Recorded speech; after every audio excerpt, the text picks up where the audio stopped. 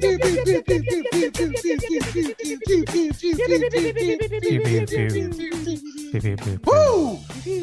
What is up, guys? What's happening? Hello. It's Past the Gravy, episode 432. Happy Gravy Day. All three of the boys are back on. We're recording on a normal Wednesday. Alex, Pat, Bobby, Jokes. And yeah, I think we got a lot to talk about. It's going to be our spookiest episode of the year because it's Halloween week. Yeah. I don't know if we're going to have ghosts on the Halloween week. It's Halloween week. Yeah. Happy Halloween week. And Happy Halloween. I hope you guys are enjoying your Halloween week as well. Robert, good to have you back. Did you get any strange texts or tweets or anything that made you feel like you missed out on last week? Yeah, I'm gonna be on Cameo now. People want me on Cameo. I mean, I'm not against it. It's either that or OnlyFans. It's your choice. I think there's more money to be made in OnlyFans. I think maybe Think you go so, too. OnlyFans.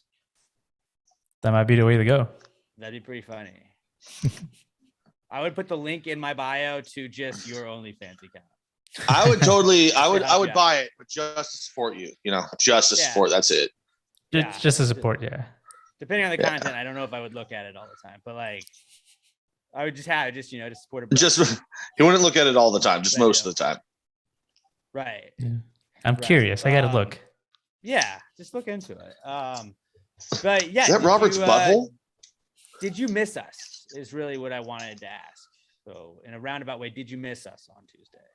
You know, I actually missed you guys more on Wednesday because you guys were at the golf tournament together. And I didn't think about it until too late. I'm like, oh, I could have joined them. I could have been with my pals in person, but yeah, you should have. We had a lot of fun. Shout out to Kenya and I heard it was a good time.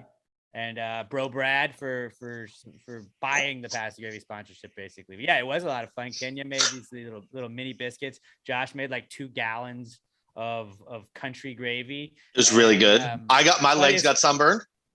Oh, you did? You got a little sun? We all got some sun, but I felt like I didn't wear sunscreen. Definitely didn't. Well, it was just the outsides of my legs because I wore shorts. I never wear shorts. A lot of it, yeah. I wore pants. I did wear pants. That was a bad idea because it was hot. But yeah, that was dumb.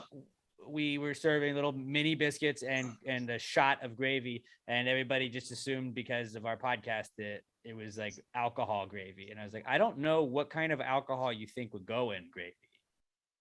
We'll do it next year. We had some ideas, like some creme de coco might work in there. Right, but like we're gonna have to have like a test batch or test batches. Oh yeah, that's Josh Tree's job for the next 257 days now. Something like that. Yeah, because when you think about like stuff that's definitely not a mixer, I would say gravy.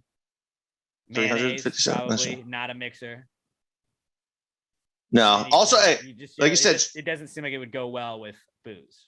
Shout out Kenya and Josh, like you said, for being there, doing all that. Shout out Brad for buying it. Also, a second shout out to Brad. Come by the restaurant. Now everyone in my restaurant thinks I'm a tiny human being because he dwarfed me. And yeah, everyone was laughing at how small I looked. And I was like, I'm still bigger than all of you. Like, why is this a thing? I thought he had like hit you up and was like, hey dude, like, where do you work again? And was trying to like meet up with you that way. I think it's way funnier that like it just happened randomly. Yeah, I just turned around and Thor was standing at the front of the building. So, and I like was not by my phone, but then I think I passed out on the couch at some point, and I woke up and like both of you guys within like 5 minutes of each other, I'd be like, bro. It was good seeing them. It was good people. It was pretty funny, yeah. But shout out to all of them. The gravy hole, I think, was definitely its most successful that it's been, and I can't wait to see where it goes from here on. It's a smashing success. You gotta come out to it next time because it was a lot of fun. It was a lot of fun, and I really felt like you would thought I would have gotten like just wasted, but Pat and I were. That was I guess I didn't drink one time because the Big Brother finale was on the same day as a golf tournament.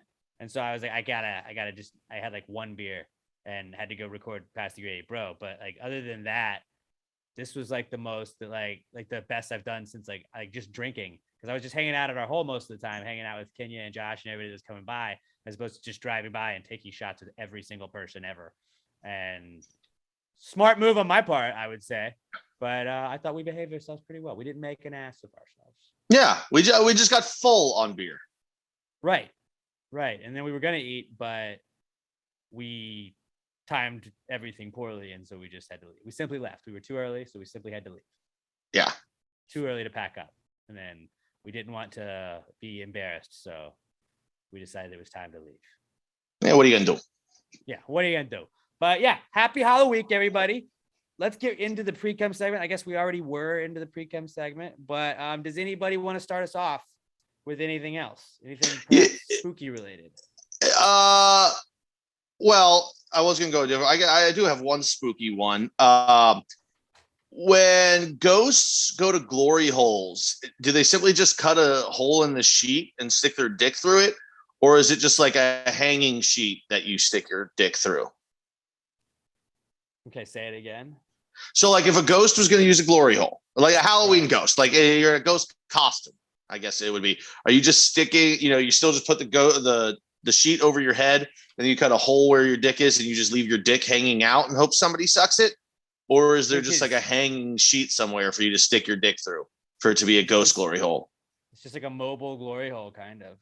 Yeah. Like if you're going to any swingers parties for Halloween this year, that's a great Halloween idea. I mean, great costume idea. You're a ghost and you're an Italian.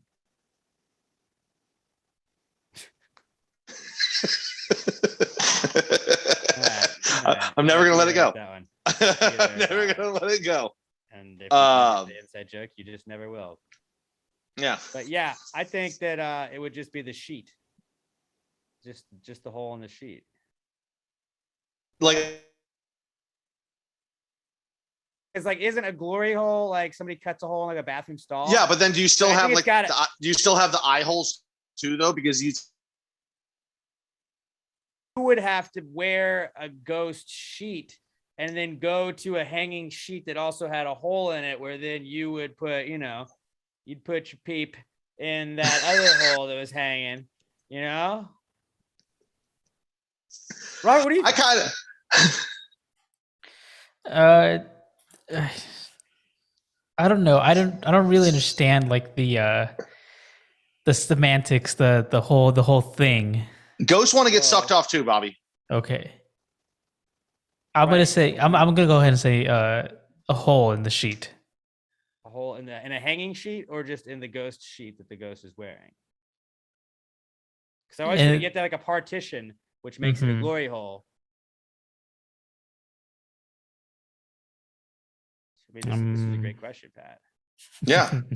I just like the idea of somebody walking around in like the shittiest Halloween costume of the ghost sheet, but then they bump it up and pull their cock out and they're like, well, it's a ghost glory hole, guys. I mean, and then it becomes a great costume. I don't know about you, but I don't want that person in my party. I mean, I don't want them there. I just said I love the idea of it. Well, hold on. How about this? How about his dick is through there, but he's got another sheet around his dick because his dick is a ghost too. So he's got his junk wrapped up. It's just pulled out through the initial one. So it's not actually exposed. If you just had the sheet and it had a hole in it and you could just hang it up anywhere, and then you weren't wearing the sheet, but the sheet had the hole in it, then it would be a mobile glory hole. But I think that it has to be a divider. And it can't just be the sheet. The sheet is a divider. Unless you take the sheet off of you. Because if you're wearing the sheet, you can't tell who's under there, and that leaves the anonymity, which is the whole point of the glory hole.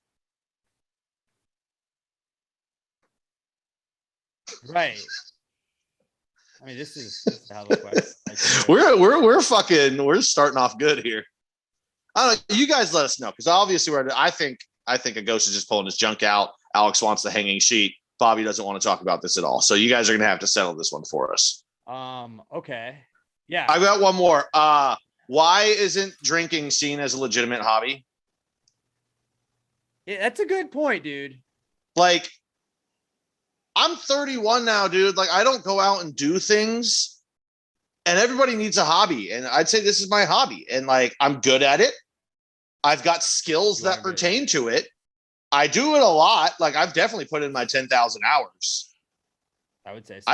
I think drinking should be like I was thinking about it the other day. Like everyone's like, what weird skills do you have that are like you're weirdly elite at? Everyone's like, I'm very good at grabbing a bottle, spinning it with one hand, just like perfectly to where the top is off, grabbing the top, flipping it off, putting it, and then just putting it back on one hand and respinning it.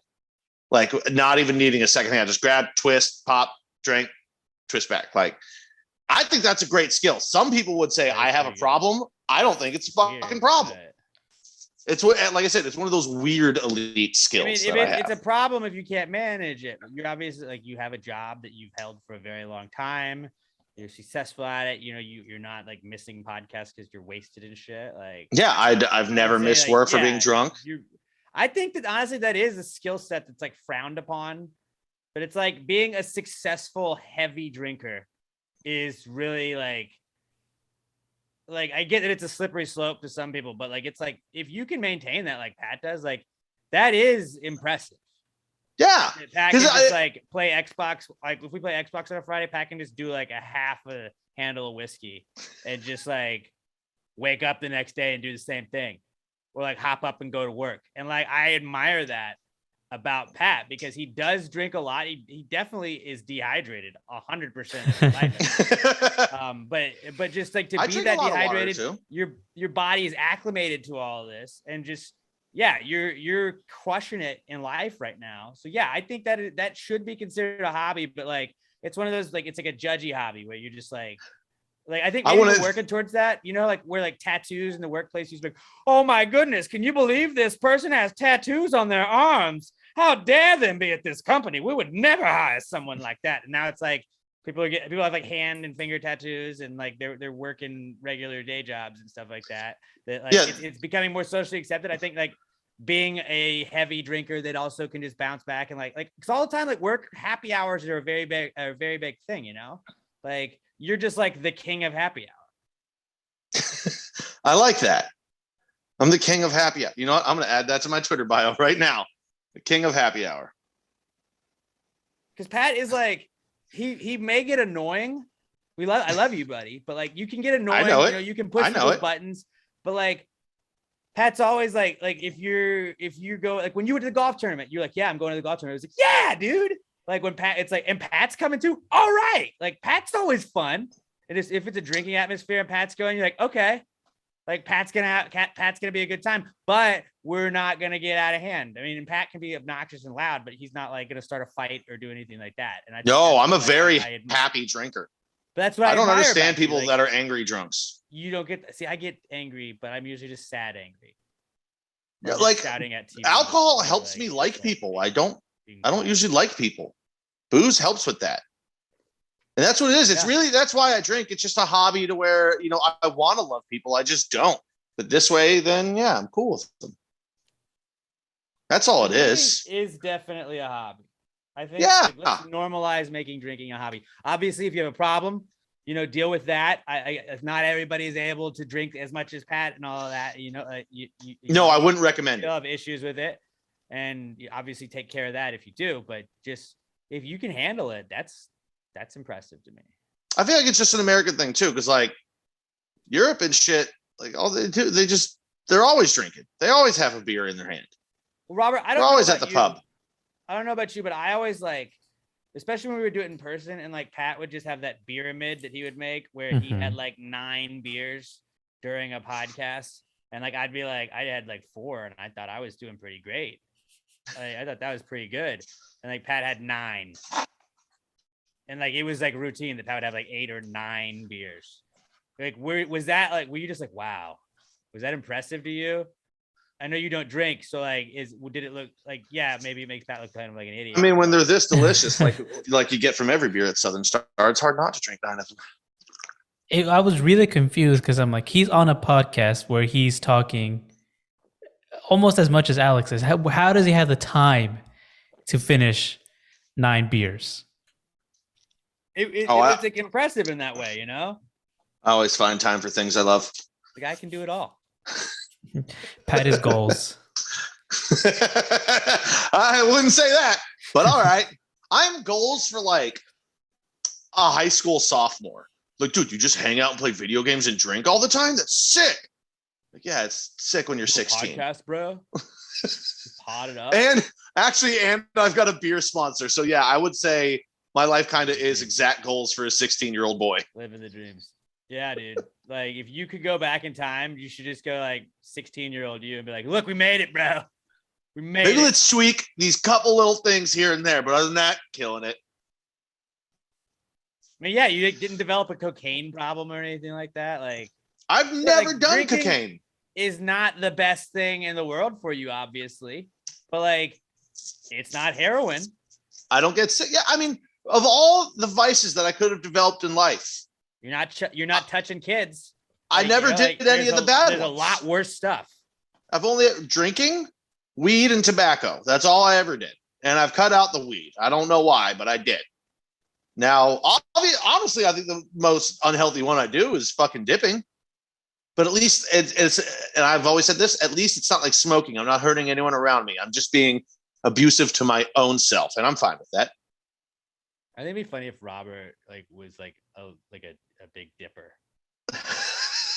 Like just like low key, like he just throws a fat chew in as he's watching baseball.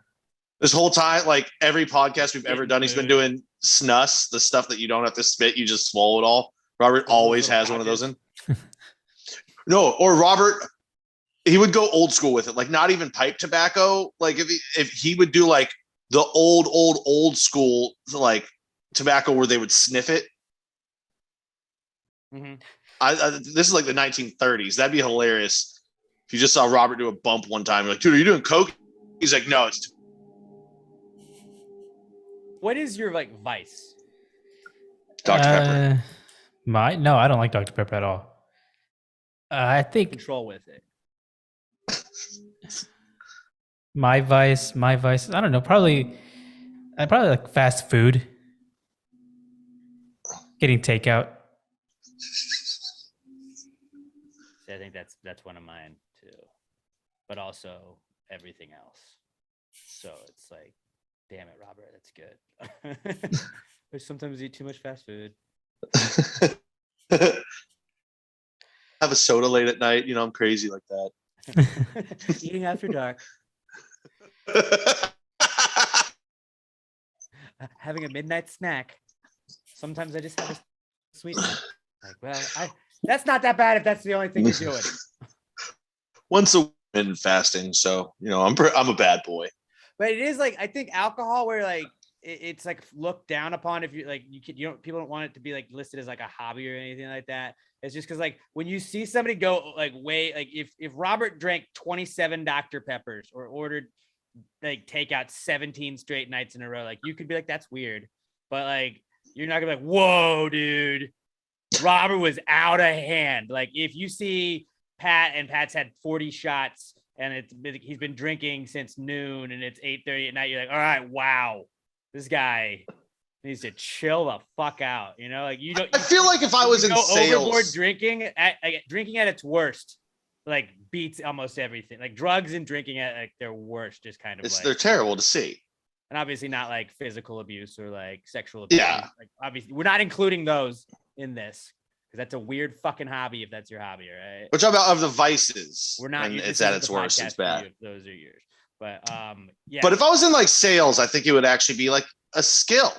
Because then, you're going out and you meet a client for drinks, and then you just keep drinking. And as they get drunker, you're still good, and then you seal the deal. You're good. My brother's that way. He's like a really good drinker, and he works like where he does like happy hours and stuff. And it's like he's always gonna be more sober than the client because he knows how right to handle and like he knows that button. And like I'm pretty good. I've gotten better at like knowing like, all right, we're at about here. We need to chill it out. It's mixing a water. I still go a little bit overboard, but I know like it's about like identifying when you've gone overboard and just be like, just kind of lay low. Yeah, that's all I got. I want people to respect my hobbies. RESPECT. Okay, well, I had some spooky stuff that I brought in. Actually, this isn't really spooky, but my friend Diane. Shout out Diane and Brandon. They just had a baby a couple weeks ago, and it's nuts that like bones just grow in a human. Like you just grow bones in you. It's like it's not that weird to think about like the rest of like a baby growing and stuff, but it's like bones. Like you just grew bones in you. I got a bone that can grow inside of a human. Don't do that. Like, it is fucking weird. Like it's like skin the process cells, lungs, and stuff. Like that's still crazy that can like be grown in a human, but then it's like, but bones. It's like rapid evolution. Right. To go from a sperm and an egg to an embryo, and then like you just keep growing really quickly into like a human. Like because at one point when you're in the fucking whatever stage, you've got like a tail, and then you lose that, and then you grow feet. That's what it is. It's rapid evolution. And honestly, I think it's unnatural. I would say it's the most natural thing. I think birthing is unnatural, and we should move to where everybody's made in a pod, and let's just be done with it. That's too close to robots, and you already know my opinion on robots. Just that was an observation I had. Just I was like, that's crazy that like Diane's not the only pregnant person I've ever known, but just like she's a really good friend of mine, and so is Brandon. And it was like, well, yeah, ladies, your bodies are gross, and you should be ashamed of it. Okay. No, disavow. You're magical and you're powerful and you're strong. I'm kidding. And I'm kidding. We ended the wage gap on this podcast. Thank God they do it because we fucking couldn't. Yeah. I'm a little bitch, ladies, but with pain. I don't like pain. Bones in their body, and also babies specifically. Spooky season. Okay. What do you think ghosts looked like before bed sheets existed? You kind of were talking about like ghost glory holes, I guess. This is a little different. Like without the bed sheet being a thing, what did we think ghosts look like? Did we just think that they looked like regular people, or like did we have like bales of hay that we thought that ghosts looked like? Potato sacks, was that what we had to use instead of there's sheets? Almost always been blankets of some sort though. And I'm pretty sure white has been a color that blankets have come in always. I guess so. Like it's not like blankets came around in like 1940.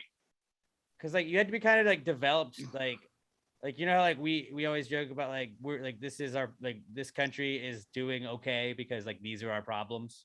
Like social media is not really like most countries like number one problem that they talk about. You know, it's like feeding people. Like let's make sure that people are eating.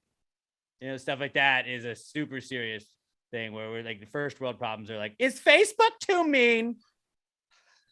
Like that's a very first world problem. But at like a certain point, like you know, like cavemen were looking out for like fucking wildebeests that were gonna bite them and shit and kill them, and saber-toothed tigers, and you know, like they were just trying to make sure they weren't dead the whole time. And then at a certain point, like we got to where we could live a little comfortably. And then obviously somebody was like, "What do you think that is? You think it's a spirit that's trying to chase us down?" Like that had to be like sort of like a second world problem at first, right? Like ghosts. Well, I mean, there's always in every group of people, there's going to be a stupid person. There's going to be a conspiracy theorist. It's not like that's a new thing. That's been always. There's always been those people.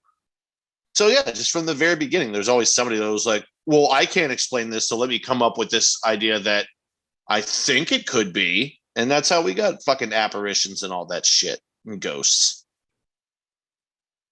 They came up with it, and everyone else was like, well, we're still dumb because it's, 20,000 BC. We don't know shit. So yeah, let's go with that.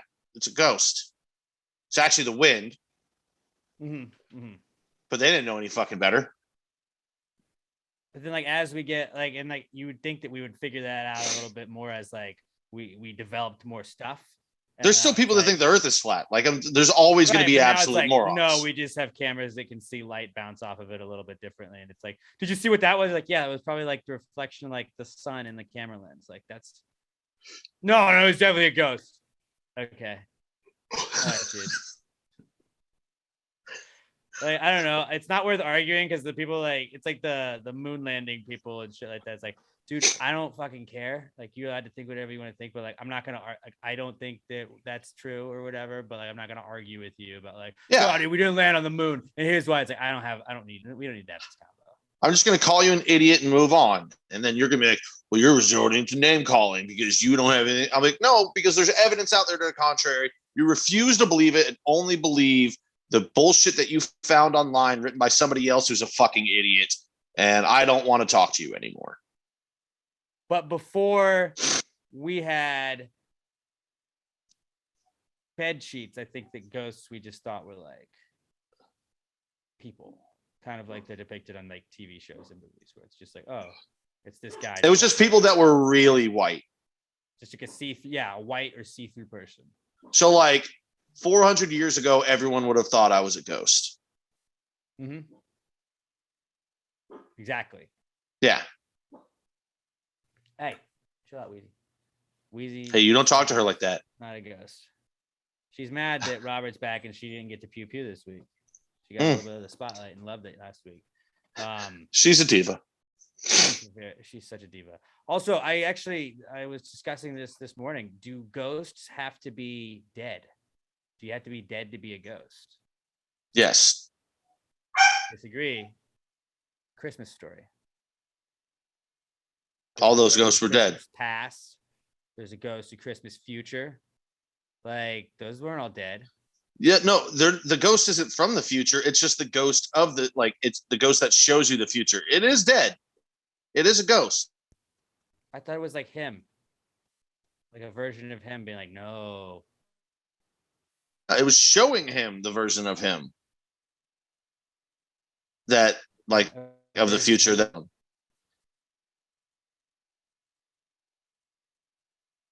I don't know, dude. I think I might have just misremembered that entire movie. ghosts are dead. Are you thinking that point, like the ghost pulled off its hood and it was him? Because I don't think that happened. This is me if I had gone down this life path. Yeah, it's still a ghost. I think it'd be so interesting to spend what he was watching the future. The ghost is showing the future. Was that just like a simulation? So it was sort of like a ghost version of him and his family and Tiny Tim? No, just ghosts have powers. It took him into the future to look at. Yeah, I guess I'm just dumb. I don't know. Yeah. Like I said, I'd like to spend some time in your brain, but also that sounds horrifying. Okay, well, moving on. I had some more spooky stuff that I'd like to discuss. Like witches are still a thing, I feel like. But do you think modern day witches, when they're getting their cauldrons ready, do you think they still build like the whole big ass fire with the rocks and then like hang it up on the big pot, or do you think they use hot plates, like, work smarter, not harder? Both. I mean, if it's a big ritual, yeah, you need to be outside. But if you're just doing some like light witchcraft, yeah, heat it up on your stove. It's okay. Just needs to be hot. It doesn't need to be from fire. I'm sure there's like purists, We should try and interview a witch. I don't know. Yeah. Dude, you interviewed an energy vampire before. I think a witch would be way more interesting. Well, I mean, also my thinking is, and I did talk to a Wiccan briefly. When we were just doing weird interviews back when we first started Past the Gravy, and after the vampire, I had a little taste of that, and I wanted to get into some more of this kind of discussion with people of other realms or whatever we want to call it. And I talked to a Wiccan for a little bit, but then I got kind of like weirded out, and I was like, I don't know, man. What if they put like a curse on me? I don't want this. It's like a vampire is like, even if he's an energy vampire, he's got to be like near you to do anything. And this guy's like, I can make sure he can't find me. And like, if he bites me, like I can make sure he doesn't bite me also. Like, but you can curse people now too. Yeah. Right. So if the witch curses you, you curse her right back. A witch probably has more dark magic than me. I don't know. I just don't want to end up us getting cursed. And it like, you can feed off of my dark energy to use in your witchcraft or wizardry against the witch. You are a wizard. In dark energy. Yeah, but I am surrounded by dark energy at all times. It's like Anakin, when Anakin was like going towards the dark side, like he had tendencies, he had little bits and pieces and flashes of the dark side, but then like, like the Emperor was like all dark sides, like you could fuck him up when he did. And it's like that. I think that like we don't need to fuck with witches. because inevitably I'm going to say something stupid and piss them off, and I don't want them coming after us. But 100% it would be me. I would be the one to piss off a witch. Because eventually at some point I would be like, yeah, you realize everything you're saying is false and none of that's real, right? Like you believe in something stupid on us, and then we'd all turn into like frogs, and that would be the worst. What's going to happen if she curses me? I don't know, dude, but I don't want to find out. Am I going to be more alone? Ooh. Maybe. Or maybe she finds somebody that's just going to follow you around and nag you the whole time. But you're going to be madly in love with her. Oh, God. She's going to curse me with a relationship. Shit. You're going to hate it because then all your personal space is. It would be with somebody who's very needy and very talky. That's what would happen. All she does is wants to come home and talk about Betty at work and how annoying she was today. And like it's at the worst. You're like, babe, I'm squadding up with the boys. Like every time when you're getting on Call of Duty, she like shows up. She's like, Pat, oh my God, you won't believe what Becky did today. Blah, blah, blah, blah, blah. And you're like, oh my God, just shut up. But it's always at the worst times. And like, that would be the curse you get. And I'd still be the bad guy with her friends. Cause she'd be like, I just want to be with him and be around him. And he's just so closed off. I'd be like, yeah, I'm closed off. Now leave me alone. It's that goddamn curse. No, Pat, you're being an asshole to your wife. Everything's not this witch's curse. I'd love to spend time with you and be a supportive boyfriend, but I was cursed. I just can't do it. It's like with my whole thing is like, it's like atheists where it's like, I don't know what to believe or what not to believe. I'm not saying I'm super spiritual or anything like that, but it's like saying you're straight up like an atheist and that there's nothing when we die. It's like, but what if there is? Like, don't you want to have like a ticket in a little bit? Like to say like, yeah, but what if you're wrong? Announce it. Don't you have to be hyper specifically correct or you're not going? Well, you kind of leave your options open as long as you don't declare like everything like dumb and not true. I don't know. I guess. So I'm like, but then you also have to. Are you sure? But then you got to be a good person. That sounds exhausting. I don't know. I mean, but you're never sure that there's not an afterlife. I mean, I don't so kill anyone. 100% sold that there is. I don't assault anyone. I'm just mean to people. I think I'll be okay. Yeah. I'll hedge my bets when I'm getting real old. It's true. It's true. But I think that witches, there's purist ones that go all out and make the fire out of just like bundles of sticks they find in the forest. And then there's the like, more modern ones. They're just like, hey, I just want to cook up a potion in the living room real quick while I'm watching whatever the Halloween Town. Teen Mom had witches in it. I was trying to think of a Halloween movie or something like that. Charmed. I'm watching Buffy. There you go. That was Vampire Slayer. Charmed is witches. It's still under the spooky. Oh, that's right. What's her name? Allison Hannigan. She was a witch. So there we go. Nailed it. Okay. I've got a couple more things before we wrap up the pre-com segment. Are seeds just underground eggs? No, they're not laid. Yeah, you have to lay an egg. You have to germinate a seed.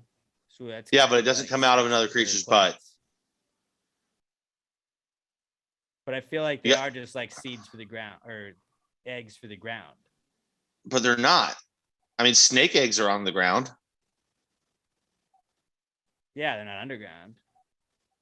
Sometimes they are. They cover them bitches up. But they don't have to be like completely buried. Just see, they're not. Stop trying to make fetch happen. No. I think you're ruling this out too soon. Like I get why you said it. Just, like they have to be warmed. They have to be like sat on. They have to be taken care of. You gotta put a little bit of water on them or leave them in a damp paper towel if you're planting something sometimes, and then get the seed nice and germinated, and then you gotta plant it at the right time and have it grow. And I think eggs, it's like, you gotta take a little care of it. You can't be dropping these seeds all over the place, and then it hatches. Or you can get some eggs by dropping seed all over the place. I mean, not like that, but I'm talking seeds and I'm talking chicken eggs. So I think that seeds are definitely underground eggs. No, you have to lay an egg. An egg has to come out of an animal. It comes out of a plant. Plants aren't animal. But it's not laid by it. A living plant.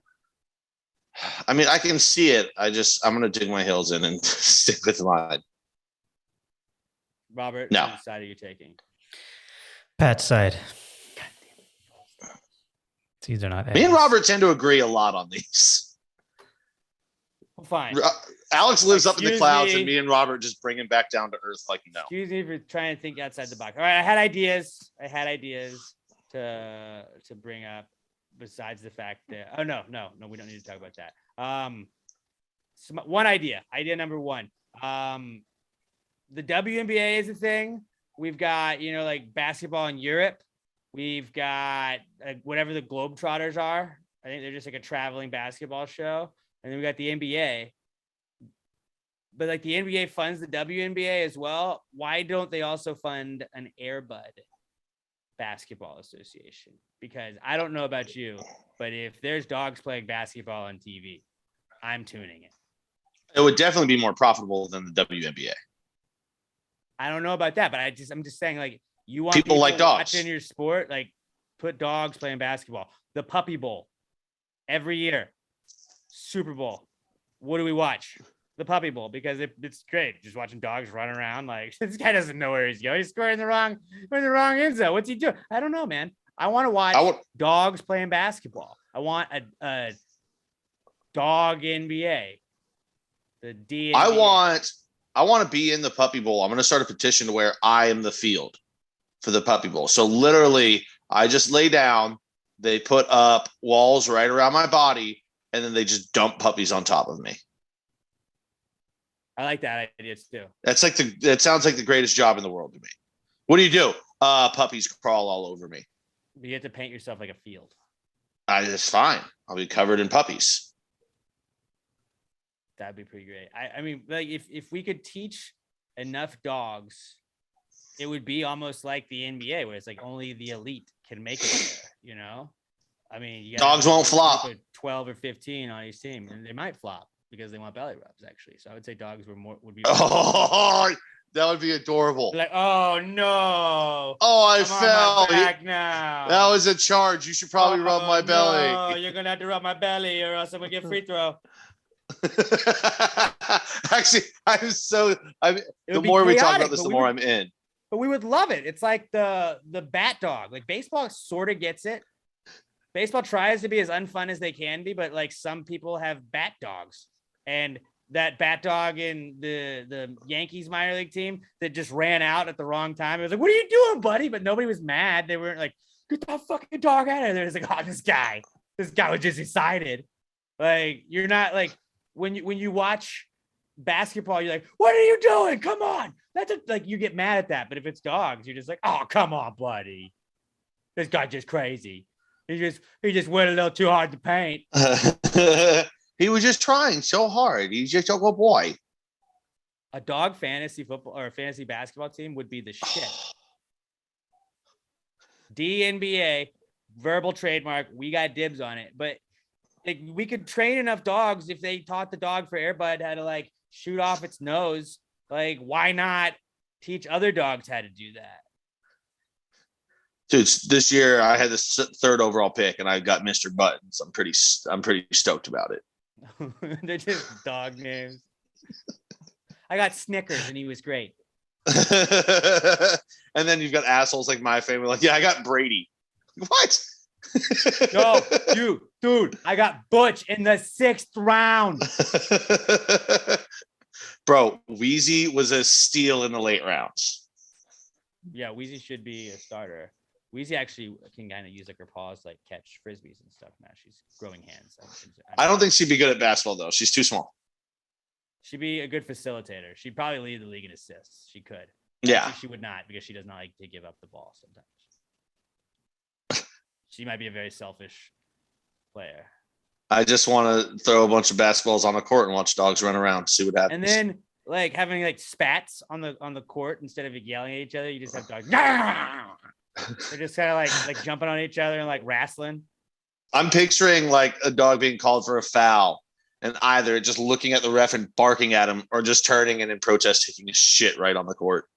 Or just giving puppy that was a eyes, shit call. Like, you know what? Not a foul. No longer a foul. You blow the whistle at the dog, call a foul on him, He fucking like lowers his head and walks over to you like, I'm sorry. I didn't mean to. Between his legs. He'd be like, oh, okay, foul on the other team. You're okay. All right. Possession, your team. Foul on you, but you get to keep the ball because It would be a you very showed that you're sorry. corruptible league, but like you telling me that you're not gonna buy the dog NBA package, I'm definitely doing it. Oh, it would be great. And we would never have to worry about any of the dogs coming out and supporting communist dictatorships because they make them more money because dogs can't speak. They just be good boys and good girls. It'd be awesome. Not that we're trying to take away voices from anyone, but I mean, when you support genocide, that's pretty bad. Well, but I mean, dogs definitely don't support genocide. That's what I'm saying. No, they support kisses and belly rubs. And yeah, it'd be fun. I think everybody would watch it. And really, I think a dog NBA would be more fun to watch than the NBA. Yes. I would rather watch that. So I think that we should just start our own dog NBA and like just be a direct competitor of the NBA. And then they'll hopefully buy us out for money. And then we'll just be like, yeah, here you can do that. But we get to play with other dogs whenever we want. And we just sit on a beach sipping Mai Tais. With dogs, retired dogs. Yes. Well, of course, there's always going to be dogs present. I don't even know why you had to say that. When they retire, that'd be cool. They just come live with us. That'd be sick. Oh, yeah. So yeah, dog NBA coming soon. It's gonna be a thing. I'm 100% on board. Yeah, that's the best that idea was you've ever had. One of my best ideas, honestly. Other idea I had was sidewalks of the future, because we were talking about trick-or-treating this morning on the Rod Ryan show. And, I mean, we only would go out in our neighborhood, in the neighborhood, like near ours. Like we didn't have our parents just dropping us off in neighborhoods and stuff like that. But you always were like on the sidewalk, kind of going house to house to house to house. Why don't they just make one of the like moving sidewalks that they have in airports as just like neighborhood sidewalks? Dude, you're such a fat person at heart. But it seems like I like getting all the candy, but having to walk for it is too much work. But not just for Halloween. I mean, I'm saying it would come in handy for stuff How like are you Halloween, not 800 pounds? But also because I like run and stuff. I know that I got to do that. Like you can run. If you go to the airport, people will stand on that little like moving sidewalk and they just like chill. And then there's people that are in a hurry and they're walking down it the whole time. They're just going fast. I'm walking because I feel like a superhuman. That's what I am too. Yeah, I'm going so fast. If it's wide open, I'll sprint down it too if I can. But like, can you imagine how much fun it would be to go for a run if like you had a moving sidewalk that like, and you're not going against it, you're going the direction it's going, and you just, dude, best time yet. And it just makes you feel better. I think it would boost morale in the neighborhood. It's just kind of cool that it moves around. Like also, if like I lived on the other side of the neighborhood and I was like, hey, Pat, you got a cup of sugar I can borrow? You're like, yeah, but I'm not going to bring it to you. I'd be like, just set on the sidewalk. I'd wait until it came all the way around and I'd snag it. It sounds like a fun idea, and I hate to always be this guy. That's going to be super expensive. And do you want the government taking more of your money to pay for it? I don't think that's going to change anything. I think it's going to happen regardless. I think everybody's taxes would go up for that. I'm saying you could install maintenance it in like alone. Neighborhoods first. Install it in like a rich bougie neighborhood and be like, this is a plus. River Oaks, we've got moving sidewalks. Everyone would complain. Why do the rich people get it? Because they can fucking afford it. Why do you think? Because they paid for all the shit in it. Yeah. Like Beverly Hills would totally have moving sidewalks. River Oaks should have them though. That'd be dope. But also, you got to make them weatherproof too. Dude, that can't be that difficult to do. Sure, Alex. It's 2021, dude. If Elon Musk can just shoot a fucking rocket up with anybody in it, or Jeff Bezos, whoever the fuck else, like they can make sidewalks that move. Like they've already got the technology in airports to have the moving walkways. Just figure out how to make it a little bit more weatherproof and to make it kind of go around in a conveyor belt type way. Like it's like a sideways escalator. basically. I mean, yeah, it's a horizontal escalator. Horizontal tight it would escalator. be? That's hard to say. Like, Yeah, like, it'd be you super don't- fucking tight. I'm not debating that. because like you're trick or treating, so you got the kids, you're taking the kids trick or treating. You're just standing on the sidewalk as it moves, and you go, all right, hey, go on, kids. And then you step off onto the grass because that's not moving. And then kids are done, and you don't feel like chasing after everybody, so you just hop back on the moving sidewalk, and you'll get there when you get there. Or you know what you could do too? You could stand on the side of the sidewalk, put your dog on it, and then you could just stand still and the dog could still go for a walk to get some of that energy out. Yeah, it's basically like a free treadmill. It's 150% what it is. If you go against the flow, but also like, do we switch the flow at, like on random days? Like I feel like you should at certain times, just to help with all the Yeah, like HOV lanes and stuff. like Monday, Wednesday, Fridays are like it goes left to right. Thursday or Tuesday, Thursdays it goes right to left, just to even things out a little bit. And every other weekend, it's like a divorce. You know what would be divorced super family's, annoying like, though? child plan. Everyone would be cool with like the speed at which it's going. And then there'd be the one annoying asshole in the neighborhood like, this is going way too fast. We need to slow them down. It's a moving sidewalk, lady. No. If it's too fast, you're too old.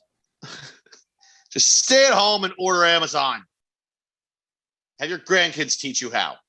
Yeah, no, there are definitely people that complain about it, but I think like if you're looking at houses and stuff and they're like, and this neighborhood, it's got a great school system in it. They've got great dining areas over here. You can go to all these awesome new restaurants. There's a Chili's that we just built outside the neighborhood when you pull out, and we have moving sidewalks. I'd be like, wait, say that last part again. There's a new Chili's outside of the subdivision. Like, no, the last part. Moving sidewalks. I'm like, yes. Yeah. A big shut up We'll and buy take my this money. house now. The way of the future, dude. I'm just saying, this is gonna happen. I just think we should get a jump on it. You know what? You sold me again. I'm back in. I don't care how expensive it is. Robert, are you in? No. Here's why. Why? Here's why. Tell me why. Because specifically when you were talking about Halloween, using it for Halloween, the little kids already can't walk. And now you expect them to be on a moving sidewalk and have them have stops where they do need to walk to go up to the people's doors. They're just going to be tumbling all over the place. It's going to create a backup. It's going to create a backup. That's the best part is little kids are going to fall down, and that's funny. No, it's gonna prolong their like ability to not be able to walk. You're gonna have like 9-year-olds who can't walk because all they have to do is just stand. They don't even have to move their feet. They'll be no one will be able to walk. No, because I think everybody's still gonna go against the flow at times. Sometimes it'll be easier, to go back. Like if you walk to my house 3 doors down, it's easier to walk back up against the flow and just kind of jog against it like it's like a treadmill, as opposed to riding all the way around the neighborhood. Like, so they would learn how to do that. I think that it would develop some more core muscle groups for them. I think that it would also make them a little bit grittier, maybe, like it doesn't matter how many times you fall, it matters how many times you get back up. And I take that to heart. And I think maybe these kids can learn a little bit from that. Like, hey, don't be a little bitch, get back up, kid. Keep on going. That's how it is. How many kids get swallowed up by escalators, but kids still go on escalators?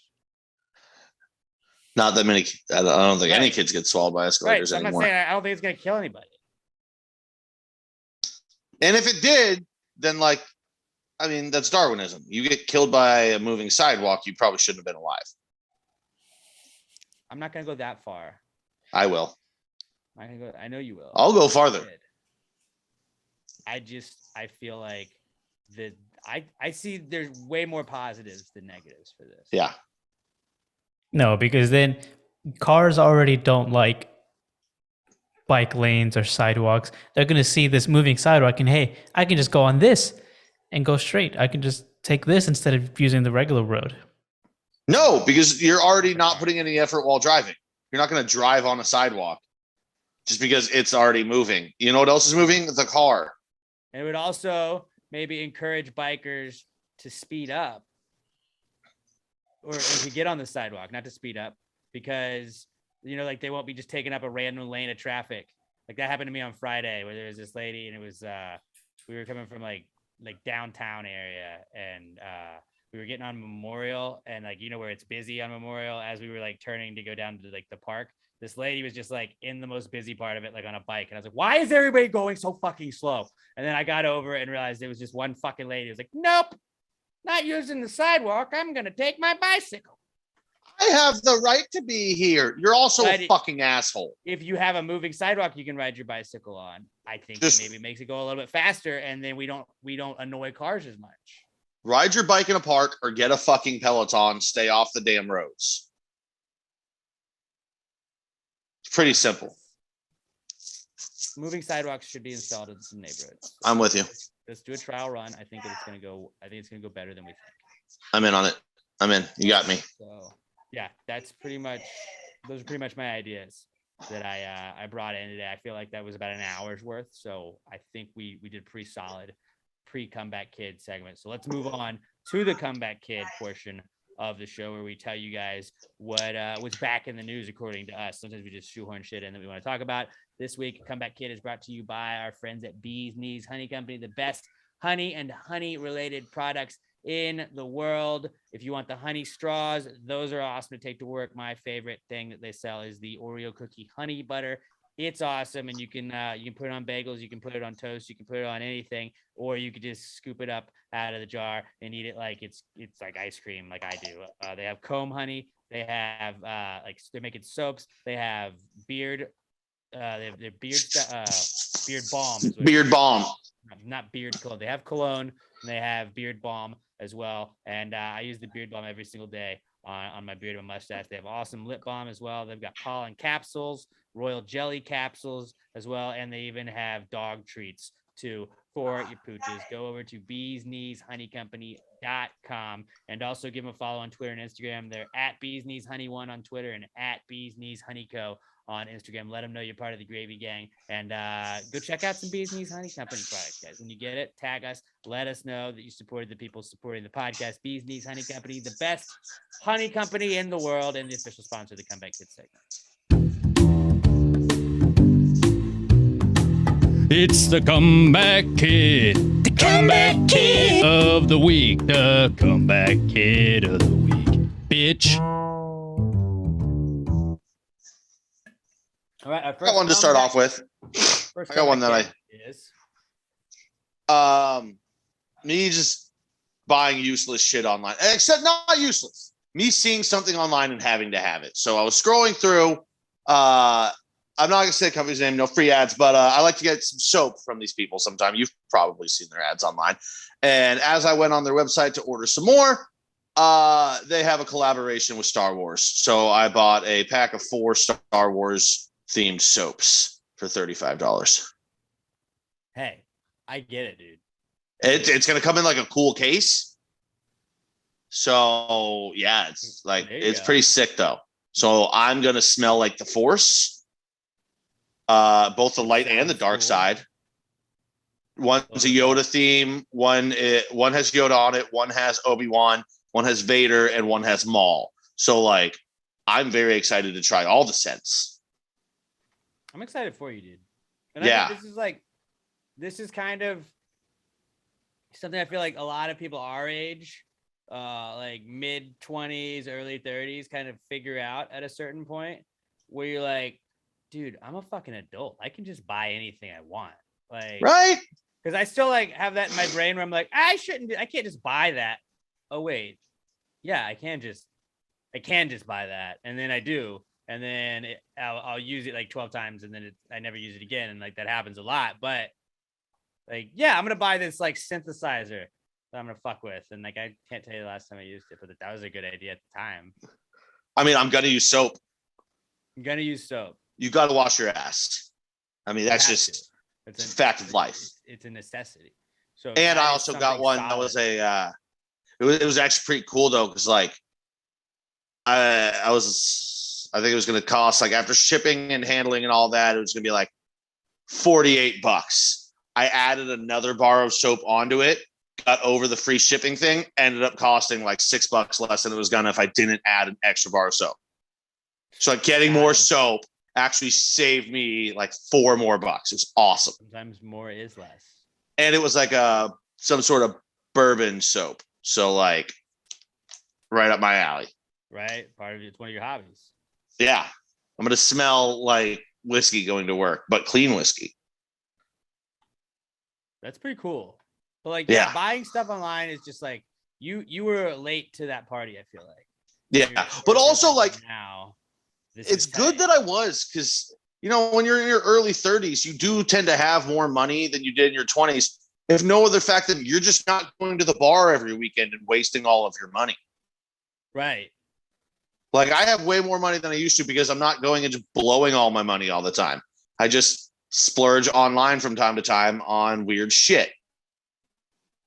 But it's cool. Weird, jerseys from random teams and shit like that. Like I'm weird about that. I'll just be like, maybe shirts that say H-Town versus everyone, for the game tonight. Oh yeah, that's pretty sick. You did get that shirt. Yeah, you did get that. But so that's back. Buying random things online. Robert, what's the last random thing you bought online? Random thing. I don't know if I have a random thing. The last thing I bought was a screen protector for my phone. It's not really an impulse buy. Random thing. Insurance. No, I don't really buy random things, to be honest. You're not living then, buddy. Yeah. If I'm gonna buy something, it's because I need it or I have a purpose for it. Not just because it's cool. No, that's how it's. I'm not just buying like 20 pounds of sunflower seeds. That's how this started for me. I went because I was starting to run low on soap. So it's like, I got to order some soap. But then they're like, oh, by the way, we partnered with Star Wars. And I was like, just take my fucking money, man. Like, you had me at Star Wars. I was already going to buy your products. Now I'm paying more for it because you fucking slapped a logo on it that says Star Wars. And I'm an idiot.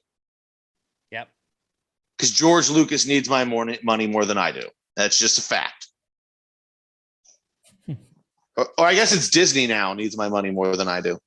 My thing that I used to be like the worst about, honestly, was like when I got into Call of Duty and just when it already has your card on file on like Xbox, and I'd be like, oh, that's a cool gun. I'm just gonna get that. And I did that until the point to where like somebody hacked my account and now I don't have any of that stuff. So this one, I'm just like not buying anything. Yeah, I don't do that shit.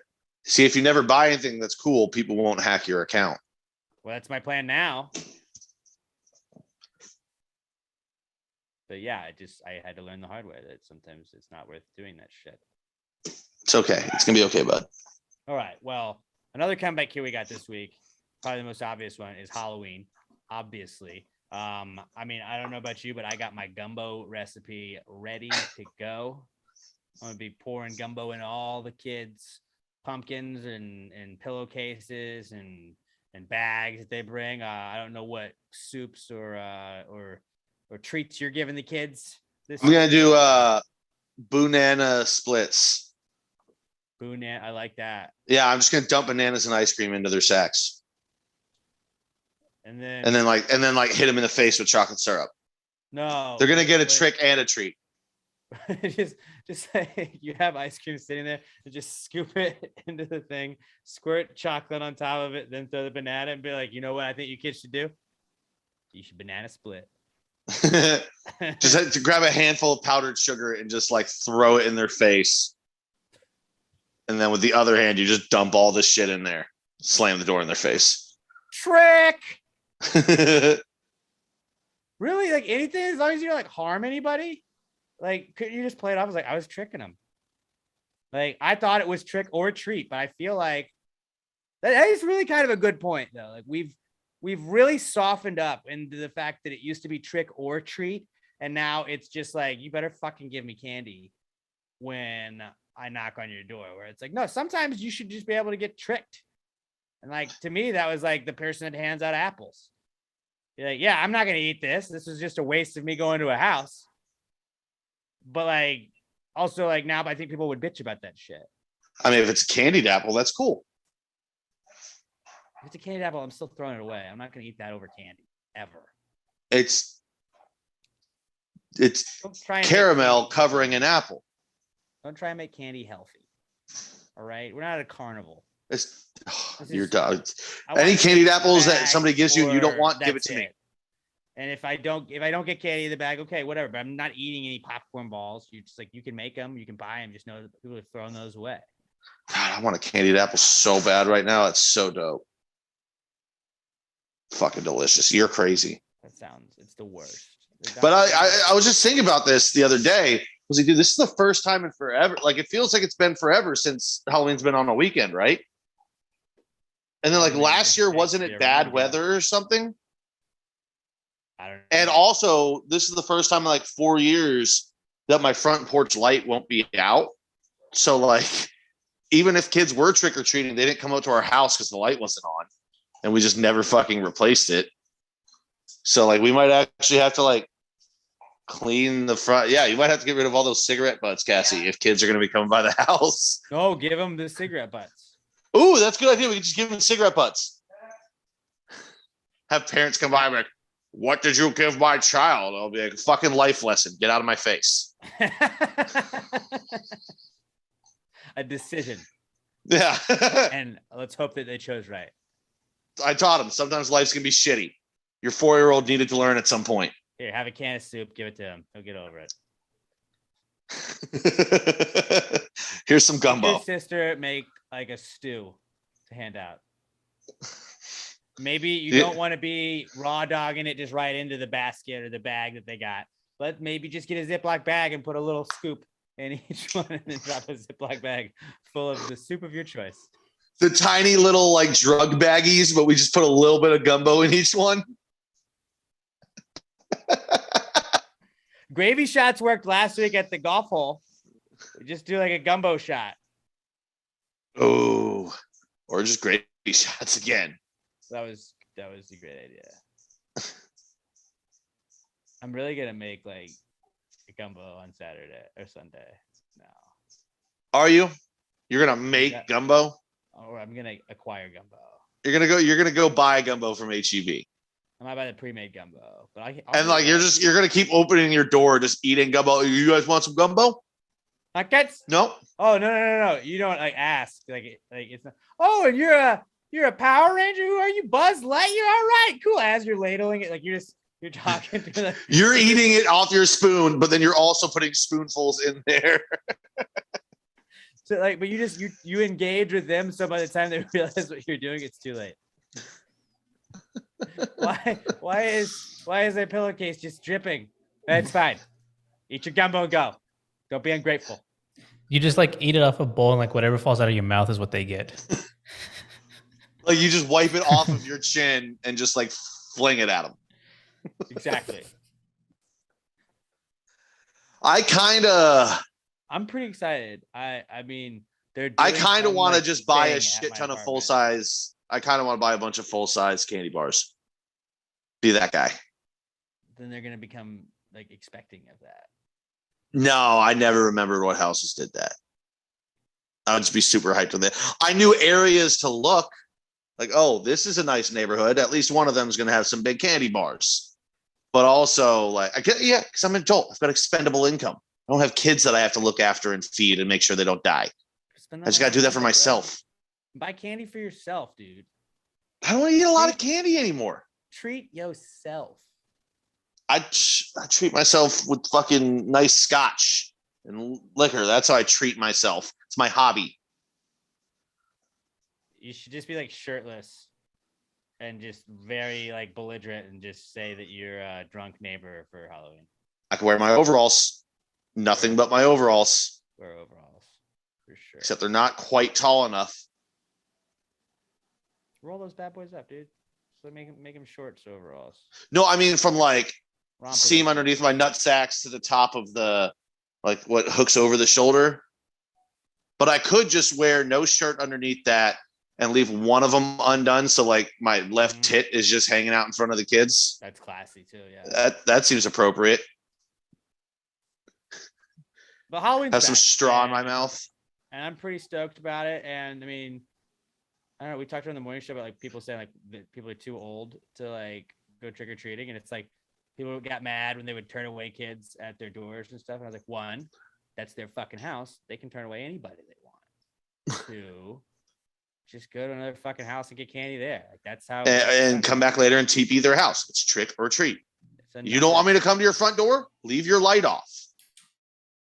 But also, at the end of also we've become too reliant on the treats. I think we need to bring back more tricks. Like, just give them some gumbo sometimes, where it's like it's not a mean trick. It's like, hey, eat up. I'm feeding the kids. It's just kind of a silly trick.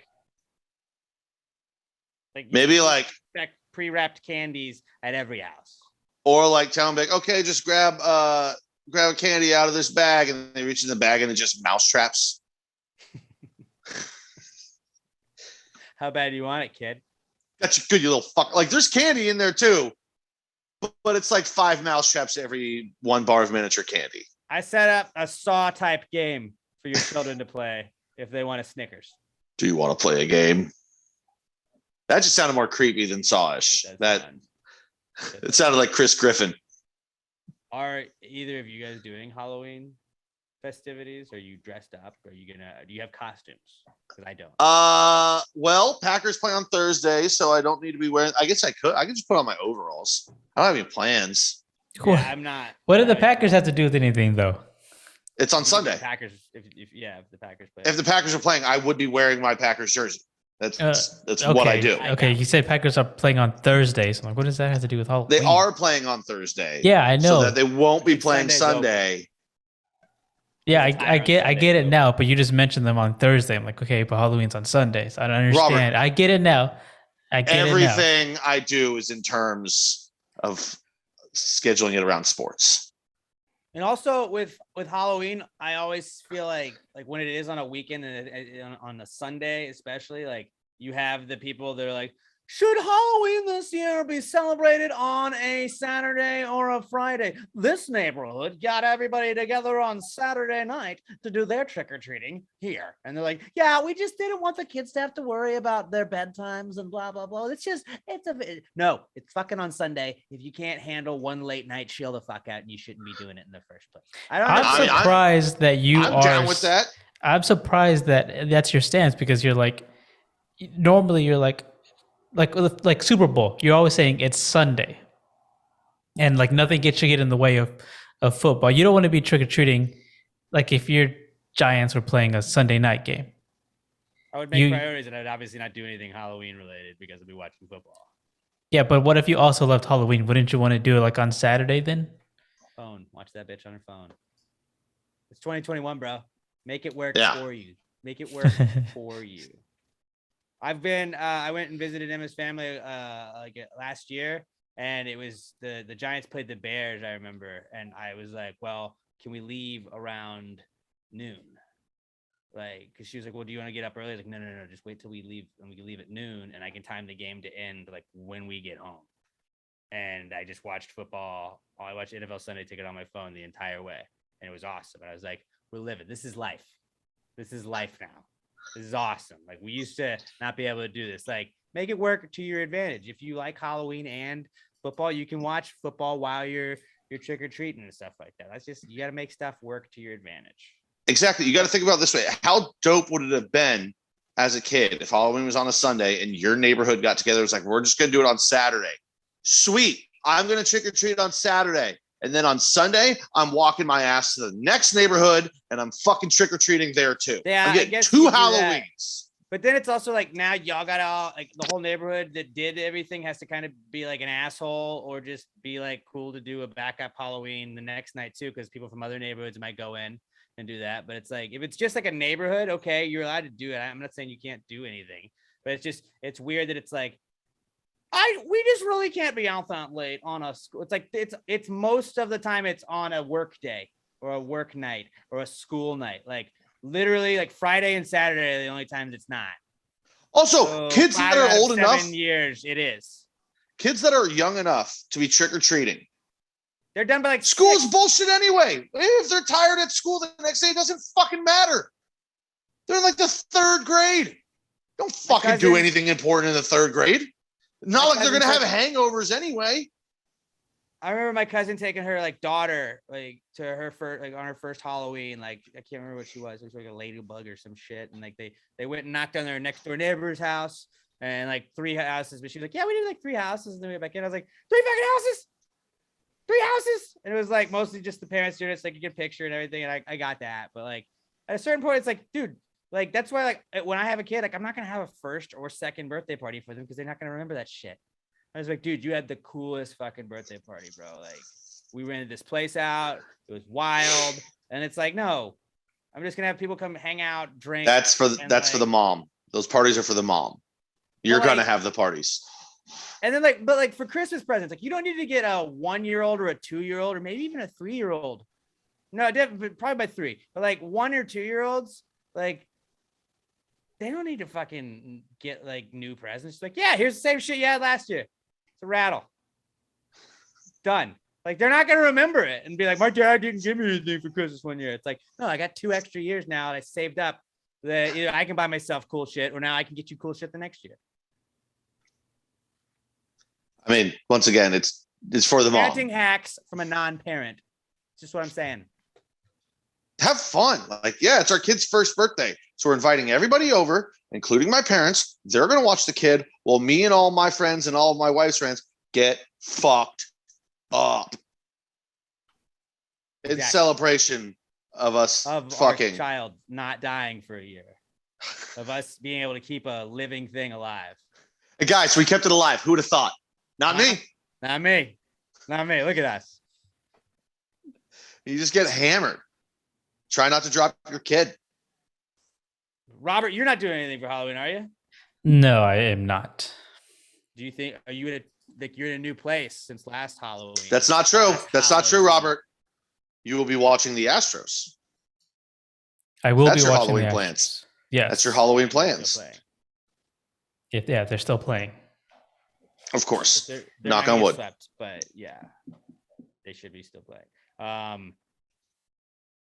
So yeah, do you like in a new place on All Hallows Eve? You don't know what the situation's like. Do you have like a bag of candy just in case? No. Light's going to be off. Lights off. Lights off. Yeah, Robert seems like a lights off. Just put a sign on your front door that says, sorry, no candy, watching Astros. Go Astros. Sorry, we're dead. And it's like a spooky sign too. So it's like No interruptions during the Astros game. Good night. or you should just set an empty bowl out and say, please take one. I saw that meme today and it's just like, yeah. Smart. It's also not like a neighbor. I don't live like in a neighborhood, like an enclosed neighborhood. It's just a house on a street.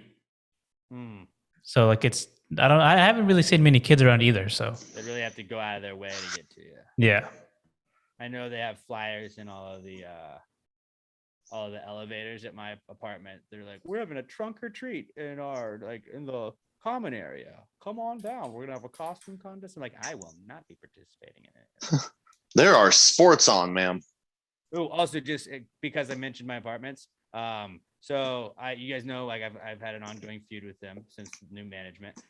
Somebody like there was a thing, like it was like a rules to follow, basically like an updated set of rules. And there was like telling somebody, like it was like, you must be like noise must be brought down to a minimum around after this time. And then it was in like bold parentheses, it said, you know who you are. And it was highlighted. And I was like, that is a very aggressive, like singling somebody out, like set of rules that they just put there. And I'd be like, yeah, that's not in my lease. Sorry.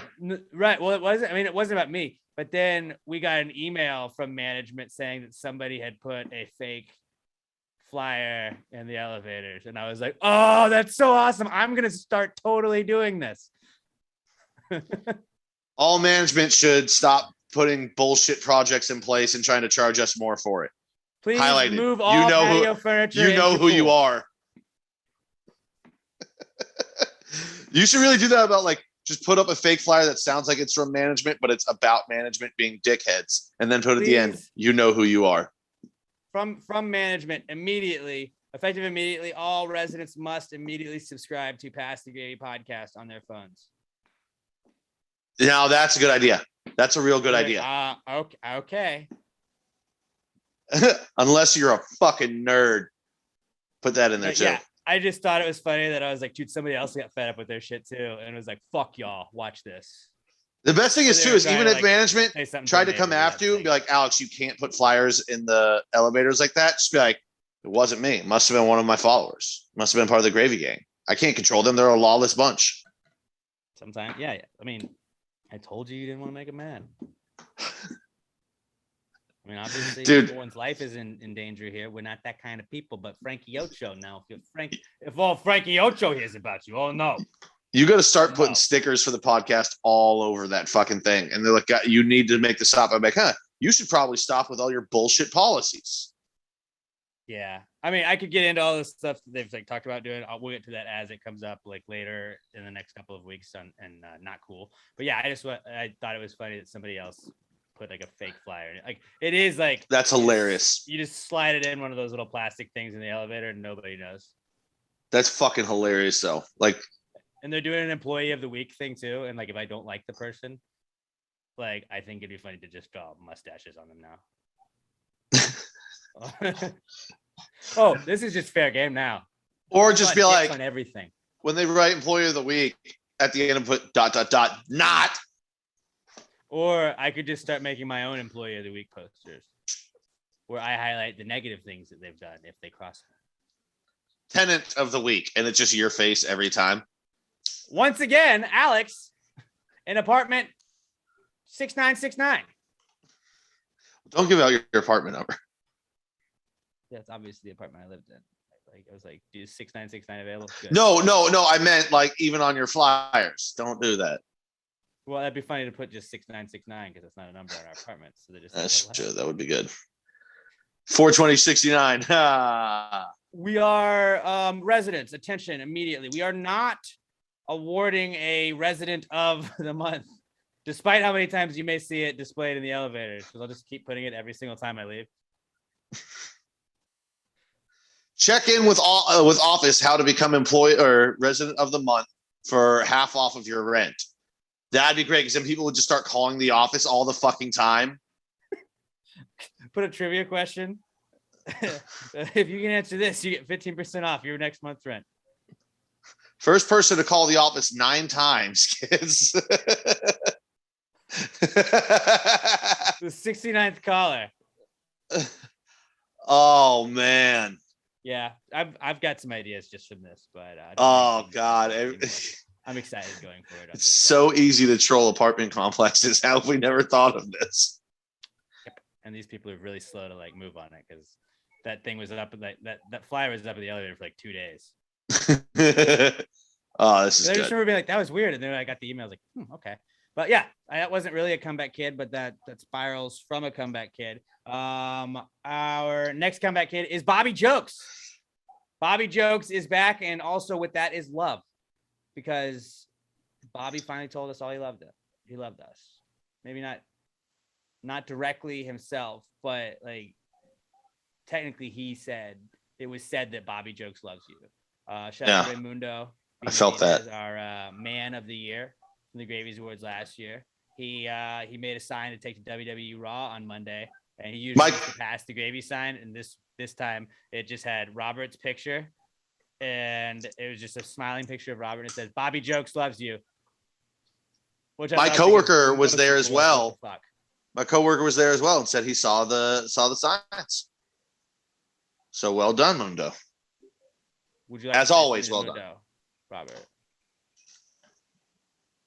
Wait, you're muted still.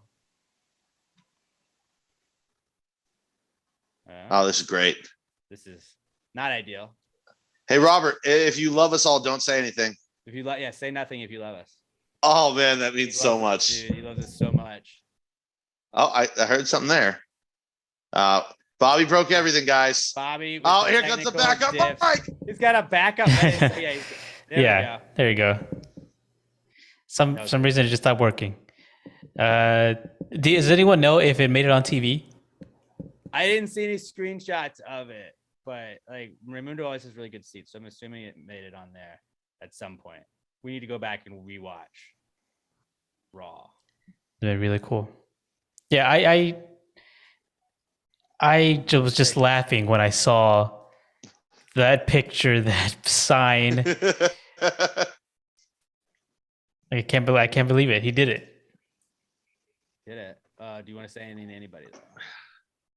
I just want to say that it was a really cool sign. I'm humbled by it. Definitely humbled. And I appreciate it.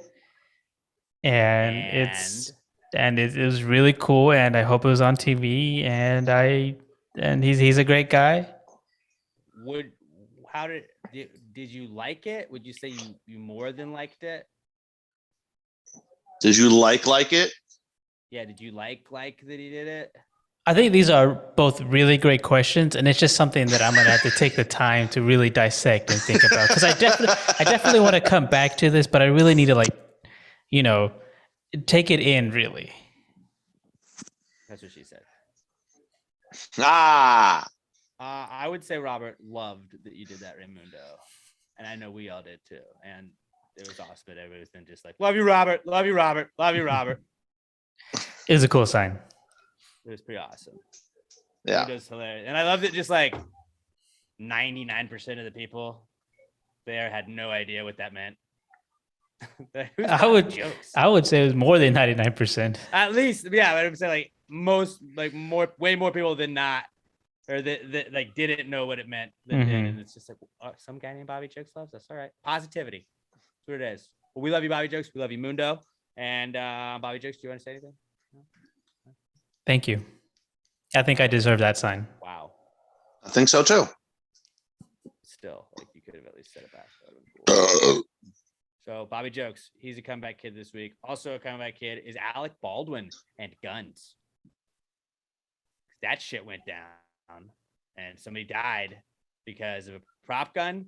That I don't know if it was a prop gun or a real gun, but a real gun that was not properly vetted before he used it. It was not Alec Baldwin's fault because it was supposed to be okayed from somebody beforehand. I don't know. And then it got political real quick. And then I was just like, I don't know about that.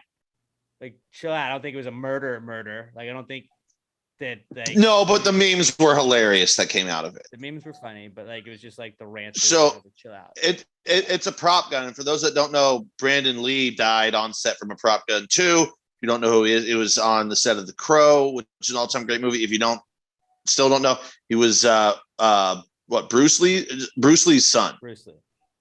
And yeah, so what happens with these prop guns? If people aren't careful, it gets like debris in the barrel. So like, even though it's like a fake bullet coming out of there or whatever, the debris gets expelled out, and that will be like what, hits and kills. So probably going to delay the movie for a bit because he also hit the director. The director didn't die. But yeah, that fucking sucks. It's tragic. Crazy shit. And then I always feel like you can tell a lot about people by who's like the first on the scene on Twitter. On that stuff where it's like the first person to like make it politicalized is like, just chill out, dude. Like either side, just chill out, just relax a little bit. Like if there's funny memes and jokes about it, like okay, I'm kind of like whatever, dude. I don't care. Yeah. One of those people's like, oh, someone died. It's like, but it's like a random thing happening, and some of the memes were pretty funny. Yeah, I'm not gonna not laugh at funny shit. Like yes, it's tragic, but comedy is how you get through tragedy. Or at least I do. Right? Like you can feel bad about something that happened, but also be like, that joke about this was funny. Like I stand behind Alec Baldwin because I sure as shit I'm not standing in front of him. Yeah. That one made me laugh. It's very simple. You immediately saw where it was going, but it was still funny. Yeah. But that was just like, it was a weird fucking thing that happened. And then, that was like the internet for like 3 days, and then that died down on like, I guess football happened and it cycled out of the news. But yeah, pretty nuts. Alec Baldwin guns are back, and then because then there were people like, oh well, he was anti-gun. It's like that's not a real like. He didn't own a gun that he was just walking around shooting people in like public with. Like it was a movie set. Chill out. But yeah, Alec Baldwin back, and then also back in the news is Lil Nas X, because our king, again, is like he I'm not saying he like owns the internet, but he like is the internet almost. Like, Can I Lil just Nas say? X is, Can I like, just say that I don't like his Uber Eats commercials. I You don't just see look them. broke. I see them all the time now. I don't normally see commercials. I don't watch TV, but like I'm watching baseball, the playoffs. I see that commercial so much, and with I baseball, like, yeah, I mean, they do play it a lot.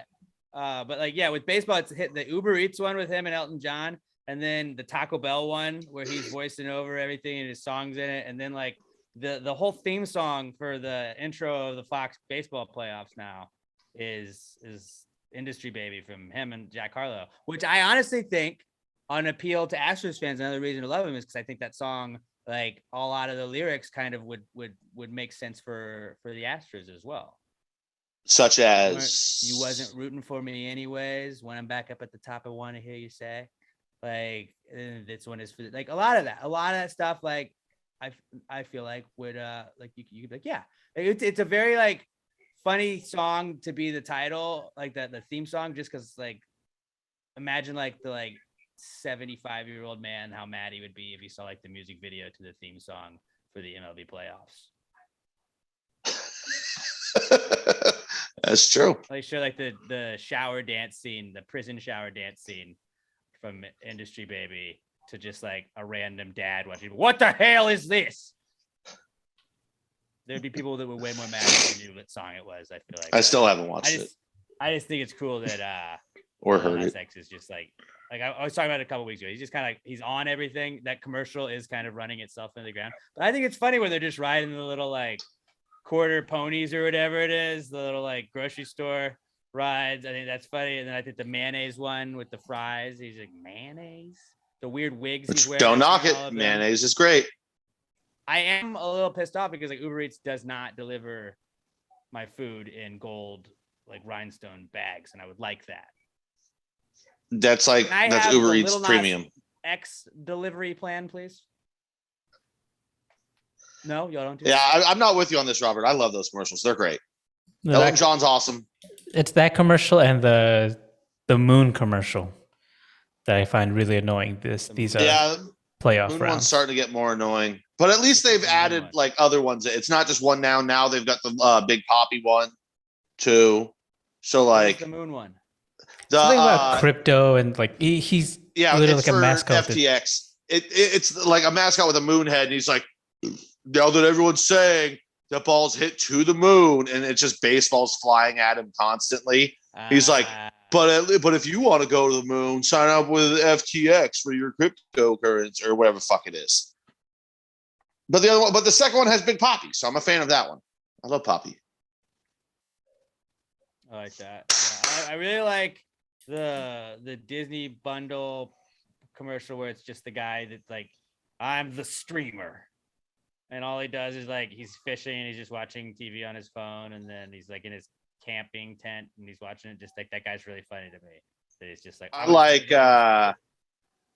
it's your cousin from Boston. That's always pretty funny. Those ones are always good. But yeah, I would say like the Lil Nas X Uber Eats ones are on the level I love 'em. of the Baker Mayfield ones, where it's like, yeah, it's overplayed for sure. But like every Baker Mayfield, like I live in a stadium commercial that he does, I'm always like, haha, that is stupid, but it's funny. It's funny because he lives in a stadium. They were really hoping he was going to be Peyton Manning when they because it must have been a multi-year endorsement deal that they signed with him before last year. And then last year he sucked, and it'd be Baker throws an interception, we're going to commercial. Oh look, it's 4 commercials with Baker Mayfield. Yeah, It was brutal. This year he's playing well though, so it's better. But been that shit better. was funny It's last hurt, year. But yeah, the Lil Nas X is back, and I just think that he's our king, and I'm just happy we've been supporting him since day one. So shout out to Lil Nas X. And what's the second part of this? I didn't see that. The second He part- trolled Lil Boozy. Oh yeah. I guess I got to the second part first, but he trolled Lil Boozy. They had some beef, and most of it was some homophobic slurs and very homophobic statements made by Lil Boozy or Boozy Badass. I don't know whichever he's going by now, but then Lil Nas X was doing an Instagram live, and somebody was like, "Hey, you working on anything?" He's like, "Yeah, I got got a project coming out with Boozy soon. He was just kind of trolling. And then Boozy heard that and went off on Twitter. And my brother actually sent it to me. And he was calling him like the F word, like the hard F, and a bunch of other shit. And it was telling him like KYS, like go KYS. And I was like, that was extreme. My brother was like, yeah, what the fuck's going on here? And I'd seen that Lil Nas X had like joked that he was doing something with Boozy. But I didn't see that Boozy responded to it. And he was just like, yeah, I got on Twitter and this was the first thing I saw. And I was like, what the fuck? But my brother like named his dog Boozy because he was from he lived in Baton Rouge. That's where Boozy Badass is from. But so it's just funny that like Lil Nas X like did that, and then Boozy went and like took the bait, and then Lil Nas X trended for like 3 days because he knows exactly, like he is the internet. He wins every single time. He knows exactly like we're not gonna talk Dave Chappelle or anything like that because like I don't know. It's, like everybody's allowed to have their opinion. I don't really feel like. It's already in like week what, 2 of that now too. It's like they don't need 2 white guys to tell them like what's right or wrong about the Dave Chappelle special. So I'm gonna just refrain from that. But I do think that his comment when he was saying if you want to have a discussion about it, you have to tell me that you have to watch the entire thing. You have to meet me when and where I say, and you have to say Hannah Gadsby isn't funny. Hannah Gadsby, who did Nanette, is not funny. And him throwing in that you have to tell me that Hannah Gadsby is not funny. I don't necessarily know if he meant it, but he knew that it was going to get picked up by everything ever. And that he would then be in the, like Dave Chappelle knows how to keep his name out there. He's got the #1 comedy special on Netflix. He knows what gets eyes on it. Lil Nas X is the exact same way. Like they know, like, and I'm back in the news cycle for this one thing. Like he's gonna be fine. He doesn't give like you said, Lil Nas X always wins, and he got the best. Did you see the final his response to Boozy? Yes, I did. He said, for those that haven't, I'm truly saddened. I have never been so mortified in my life. I can't believe Disney Channel has yet to play Halloween Town this entire October.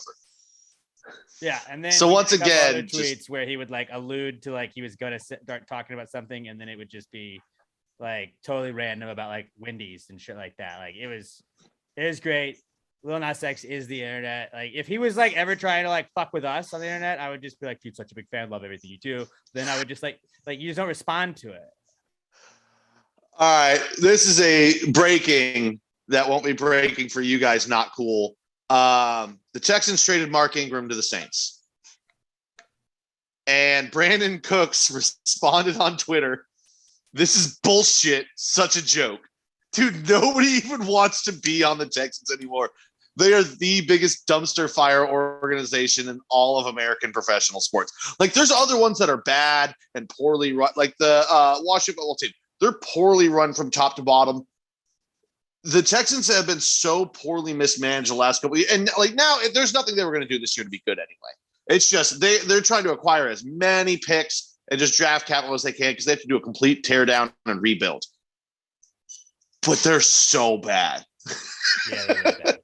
It's laughable how fucking bad they are. On like a 1-year contract, so that's a solid. Yeah, and like.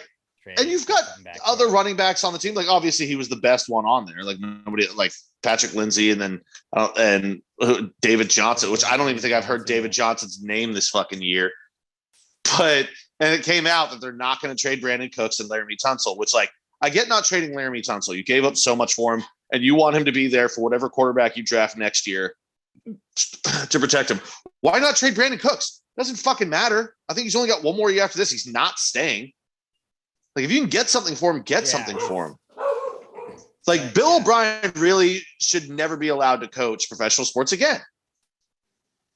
He fucked up the Texans. And the McNair should have to sell for allowing him to do it. We've covered that so many fucking times. But Brandon Cooks absolutely ripping the Texans on Twitter is just fucking funny to me. That's not breaking news when you're listening to it. But Brandon Cooks just being pissed off at the shit organization that is the Texans.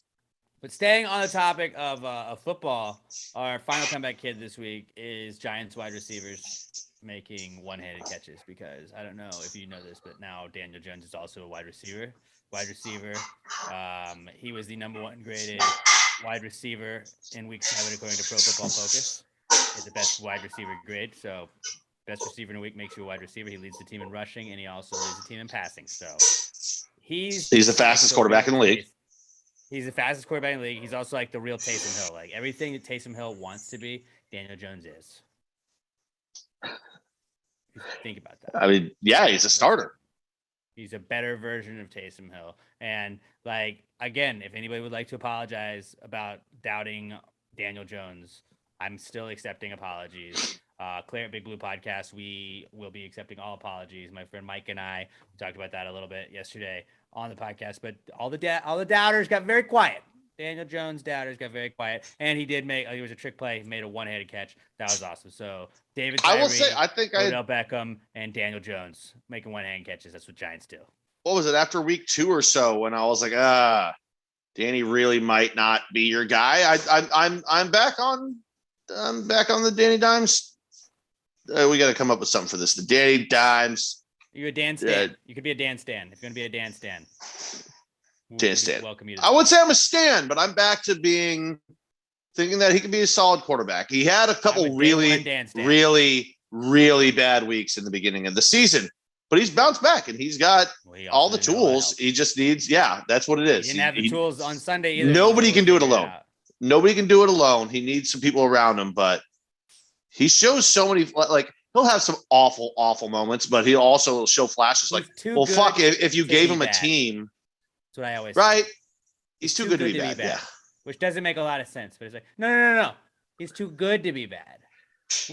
What he didn't look good. No, but he's too good to be bad. He's not bad. He's got all the tools, but is the contractor going to supply him with the materials? Exactly. And he didn't have the materials on Sunday, and like literally to the point where they're like, hey, we need you to be a receiver also, Daniel, for this play. Go on and do that. And then a fun fact that I learned on Sunday is Dante Pettis, the receiver that threw the pass to Daniel Jones, his dad is the third base coach for the Astros. So all Astros should also root for the Giants. A little tie-in. Just another reason to love the Giants a little bit. I mean, it's hard to root for the Astros, right? I mean, the Texans right now. That's very true. So just maybe root for the Giants. And I'm not going to say they're going to make you happy. Or the Packers. They're going to make me very upset. They're probably going to root for the Packers for fun. But as I talked about on Clear at Big Blue last night, I was like, I just have to learn. And I've been trying over and over. It's me thinking I'm going to talk myself into the Giants being good, and then they let me down. And I've just told myself, like, dude, just think back to week 7 now. Remember how cool that was? We beat the Panthers. That was cool. So I just got to keep reminding myself, like, that when Danny had that one-handed catch, from now on, like, just think about that. Just remind me of that when I'm feeling down. Just like, remember that one-handed catch Daniel Jones made week 7? I'd be like, got it. I need to take baby steps. He's an athlete. Because I'm 100% back into the I am ready to get hurt again phase, which is not a good phase to be in because the Giants play the Chiefs on Monday Night Football. But we don't need to talk Giants. That's what Claire at Big Blue Podcast is for. If you want to go listen to that, that's up from this week already. But what we should talk about is more football. We got our football picks to do here. The PTG Picks segment brought to you by Alamo Remedy CBD, the official CBD sponsor of Pass the Gravy. All you got to do is head over to alamoremedy.com. If you use our promo code PTG at checkout, you're going to get 10% off your order. Shout out to our girl Kenya Valdez. She didn't only help out with our golf tournament, she also used our promo code at alamoremedy.com. And I believe she bought 2 things with the promo code as well. So shout out to Kenya. Can't wait for you to get your products and try them out. And I can't wait to see what you got. We are big fans of the cucumber melon lotion that they have. I also enjoy the gummies. They have the CBD lip balm. That's pretty awesome too. The lip balm's just $9. The gummies, the tincture oil, the capsules, and the cucumber melon lotion, those are all $17.99. They have the hemp flower that's about $20. All that stuff is awesome, and I guarantee you're going to love it. You're going to love it. You got an achy area, just rub a little bit of that lotion on you. Oh, it's so good on the shoulders. Fine.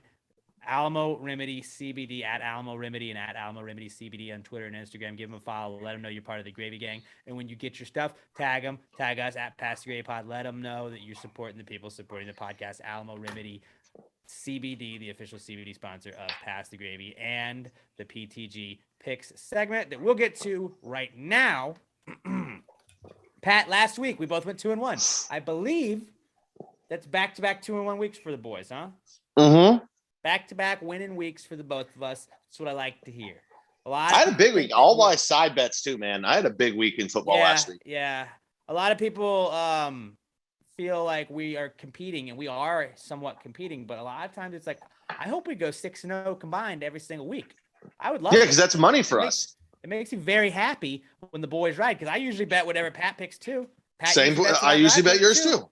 That's just what that's we all want to ride. Everybody wants to ride on this. But 2-1, we both went last week. We don't need to get into those picks and how they like the specifics of them. But on the year, I'm 14-7. Pat is 9-11-1. You're getting right back to 500. Let's get right back over that hump. You go 3-0, I'm working, and you're 12-11-1, and we're sitting pretty, Pat. But we have 3 picks against the spread or overs, unders. And Pat, would you like to start us off this week? I said this to Alex beforehand. Here's a statement I never thought I'd say in my life. I like Cincinnati as 10.5-point favorites.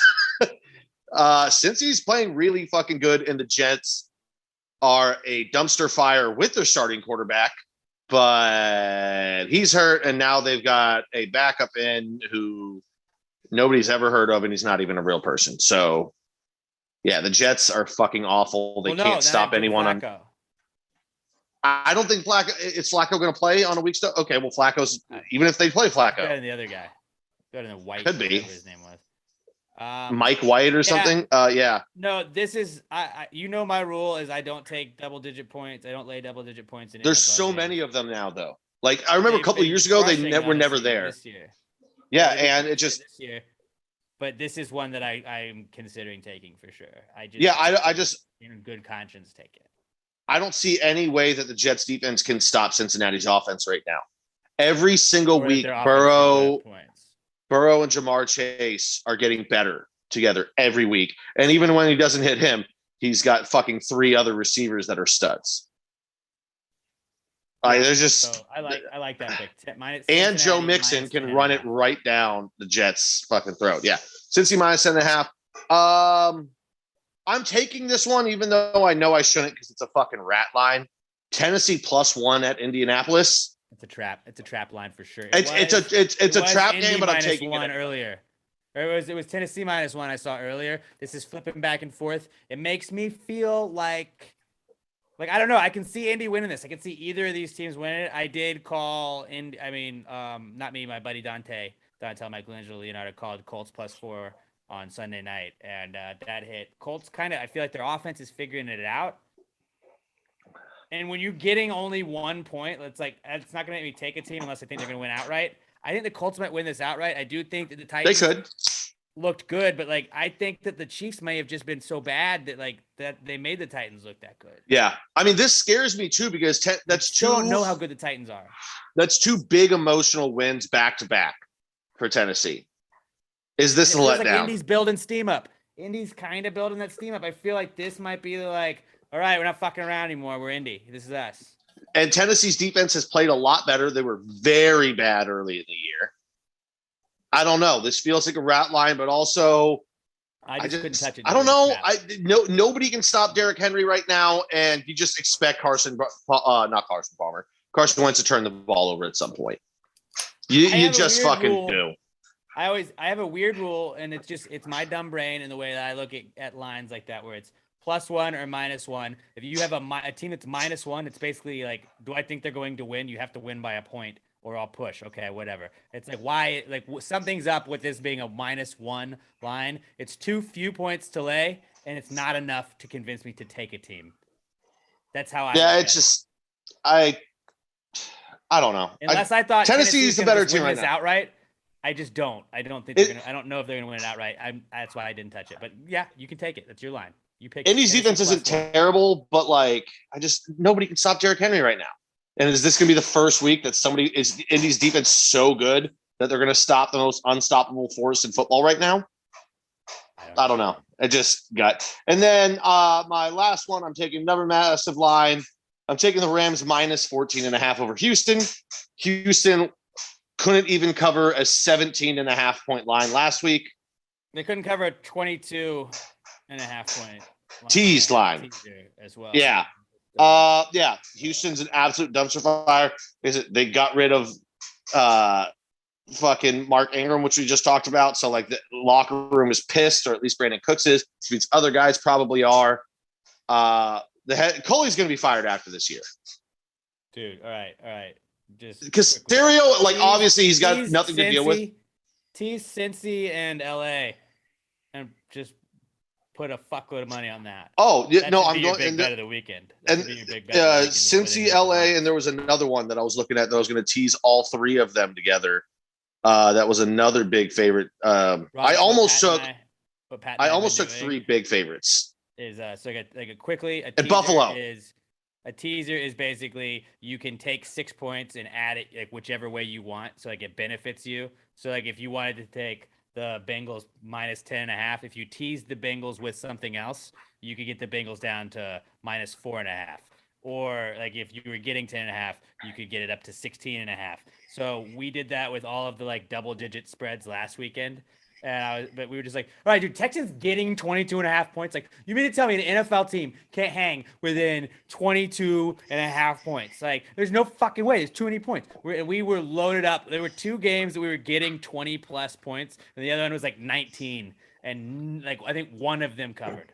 The Lions were the only one that covered. And the other 2, not even close. And it was just like, Bro, yeah, we're done. This is why we are not professional gamblers. If you tease Buffalo, Rams, and Bengals all together, which Buffalo's also minus 14. So you get 8 in Buffalo, 8.5 in the Rams, and 4.5 for the Bengals. It's plus 150 odds right there. That seems like stealing. Which means it's gonna lose because every time a bet feels like stealing, you're gonna lose. I don't care. I'm putting 2 units on it right now. Do it. All right. 5 days away. Teasers. Pat's picks. Bengals minus 10.5 over the Jets, Titans plus 1 over the Colts, and Rams minus 14.5 over the Texans. I am going to take Pittsburgh getting 3.5 against the Browns. I don't know if Baker Mayfield's going to play for the Browns. They still have a bunch of injuries. I think Pittsburgh's defense is very good. I think that Cleveland's defense is like outside the line. Like, I don't know. I don't know what to think of Cleveland. Is Chunt back? I'm not sure. Again, this is the hard part about picking on Wednesdays. I feel like even if they are, I think Pittsburgh's defense is very good to the point to where they're going to hang. And if you're going to give me Pittsburgh more than a field goal, I'll take the points. Pittsburgh, I think they could win this outright. I'm not saying they will, but I think Pittsburgh could win the game straight up. I'm going to take 3.5 points on this. I don't hate it. Steelers over Browns getting 3.5. Then this is a tough one to take, but Seahawks minus 3 against the Jaguars. Jaguars coming off their first win after now they had a bye. I just don't buy into the Jaguars. They're going to Seattle, which we know is a tough place to play. Rookie Trevor Lawrence. This has got to be the toughest road game for him so far, stadium wise to play in. Maybe that gets it. Is it a night game? No, I think Seattle's tougher at night. It's a 3:25 game. Yeah, the defense not what it was. Like Jamal Adams is a beast, but like only when he's blitzing. Yeah, no, Jacksonville's terrible, but honestly, I almost took Jacksonville here. I almost Jacksonville's secondary can't stop DK Metcalf or Tyler Lockett. That's very true. I think they're going to have themselves like Geno Smith is going to look like a good quarterback throwing to them against this Jaguars secondary. Maybe. I think the Seahawks win by around a touchdown, so I'll lay the 3 points. This was like 3 points is enough for me to lay, not like too little for me to lay. Where it's like Indy minus 1, I'd be a little hesitant, but I feel like Seattle's going to win this. Jacksonville this is a lower line right now because Jacksonville's coming off a win. I think that Urban Meyer is going to Urban Meyer, and this team's going to lose anyway. So. Probably. They got that win. They needed a win, and I don't think they're going to build off of the win. That win seems like it was like 6 weeks ago. It does. Because it was like fucking bye weeks, 8 a.m. man. London game. Then we watched like 2-3 whole sets of games. Then we had a whole nother week. And then they were all talking about Urban Meyer, Buttfinger, and that girl. So it felt like a long time. Like, why isn't he at USC already? What's happening? Just get him out of here. But so I got Seahawks minus 3 over the Jags. And then Hopefully jinxing them again. The Dallas Cowboys -2.5 against the Vikings. I could see the Vikings pulling an upset here, but I feel like the Cowboys offense has been too good. And if you're laying less than like 6 points with the Cowboys at this point, I'm going to just take them just for the hell of it. Hopefully, Yeah. I would gladly lose this bet, but I don't know. Dallas's offense seems good. Yeah, this one just seemed like a rat line to me It's too. not quite November, but Like there's so much better than Minnesota, but also this just seems like the kind of game that Minnesota randomly wins. Like Kirk Cousins will have stats, Dalvin Cook will play good, and Dallas will lose. Oh, it is a night game. I did not know that. Yeah, I don't know. Something about it just seemed like a rat line, so I didn't touch it, but I almost did. I was right there with you. My picks. I got Steelers +3.5 over the Browns, Seahawks -3 over the Jags, Cowboys -2.5 over the Vikings. Pat's got Bengals -10.5 over the Jets, Titans +1 over the Colts, and Rams -14.5 over the Texans. Such ridiculous lines I'm taking. Yeah, those were some weird lines. Just remember, if they lose, y'all be like, Pat, what do we always say? We don't lay double digits. Betting against the Jets, like I don't care what the line is right now. The Texans can't cover any line you put up. So if I lose that one, I'm fine with it. I don't care how many points we're given. It's the Texans. They're one of the worst football teams I've ever seen right now. I think the Lions beat them by 2 scores. Until Tyrod Taylor comes back, I don't think there's a team that the Texans can beat right now. I think this week, isn't he? Is he? Shit. Nope, I already took it though. No, that's fine. I think you're still fine. Yeah, that locker room is just, they're gone. They're lost. All right, let's move along to our next segment, the What Would Jesus Do segment, where we ask you guys to give us a situation that Jesus might find himself in if he came back in today's times. We're only doing this segment as long as you guys send in stuff, and we are really, like, I think I have 2 more. And, like, we need to spice up. We can't have the same 2 or 3 people sending them and using them every single week. So send us your Jesus scenarios. Use the hashtag hashtag PTGWWJD. Throw Jesus in a situation in today's times, and just like, what would Jesus do if? And we will answer the questions because they never told us on the bracelets. Like it wasn't like a fortune cookie where they gave you an answer on the back or anything like that. We just left up to our own imagination. So we're gonna tell you what Jesus would do in situations like this. This is What Would Jesus Do segment. Jesus, what would Jesus do? Jesus, what would Jesus do? Put him in a situation in a modern time. If he wrote this jingle, do you think he'd make it rhyme? So think about this crazy world in which we live today, and how would Jesus handle it in any given way? All right, this week's What Would Jesus Do comes to us from our reigning Pass the Gravy MVP and also gravy maker, because he made some bomb-ass gravy for the Rod Ryan Boobs Rock Golf tournament on Wednesday last week. It was fucking good gravy. At Joshua Tree 713, he says, what would Jesus be for Halloween? And then he also gives us another one because it's Halloween week, he says, what would he carve into his pumpkin? So what would Jesus be for Halloween, and what would he carve into his pumpkin? I think the pumpkin is easy. It would be a cross. Yeah, that's exactly what I thought too. Mm-hmm. Is it weird that for what he would be, the first thing that popped in my head was a sexy little demon? That would be ironic. It's just, what if he went dressed as Pontius Pilate? I don't see him doing that. Would we just dress up as a pilot? No. What if he just dressed up as like a devil? It's Halloween. He's got to be a sexy little devil. That's very similar to the demon idea. Just not, you didn't put sexy in front of it. Right. Why can't Jesus be sexy? We've all seen the statues. Jesus had abs. Okay. He was ripped. He was jacked. He was ripped. He was a sexy guy. Could have been in Thunder Down Under. He'd be that. That's what he'd be. He'd be a definitely Chippendales dancer. He definitely would not be one of the Island Boys. No, he'd be a Thunder Down Under guy from like Vegas, because he basically already wears a loincloth anyways. No, because Jesus was cut, but those dudes are huge. They're jacked. Jesus wasn't jacked. He was like biblical jacked. He's slim fit. He was a skinny guy. Weights, like the weights he lifted were rocks. No, he was cut. He wasn't jacked. He was a skinny guy. He did a lot of walking. Jesus had long hair. Maybe he cuts the sides into a mullet. He goes as a hockey player. No, we can find something better. What's in the news right now? Dude, the Big Lebowski is what he'd be. It's all. Do you know? That's probably it because that's always a good one. He had robes already. He was throwing some glasses. He could probably lay low. I was like, "Hey, man." I'm like, "Are you Jesus?" I'm trying to think of other things that are like current events like right now. Party.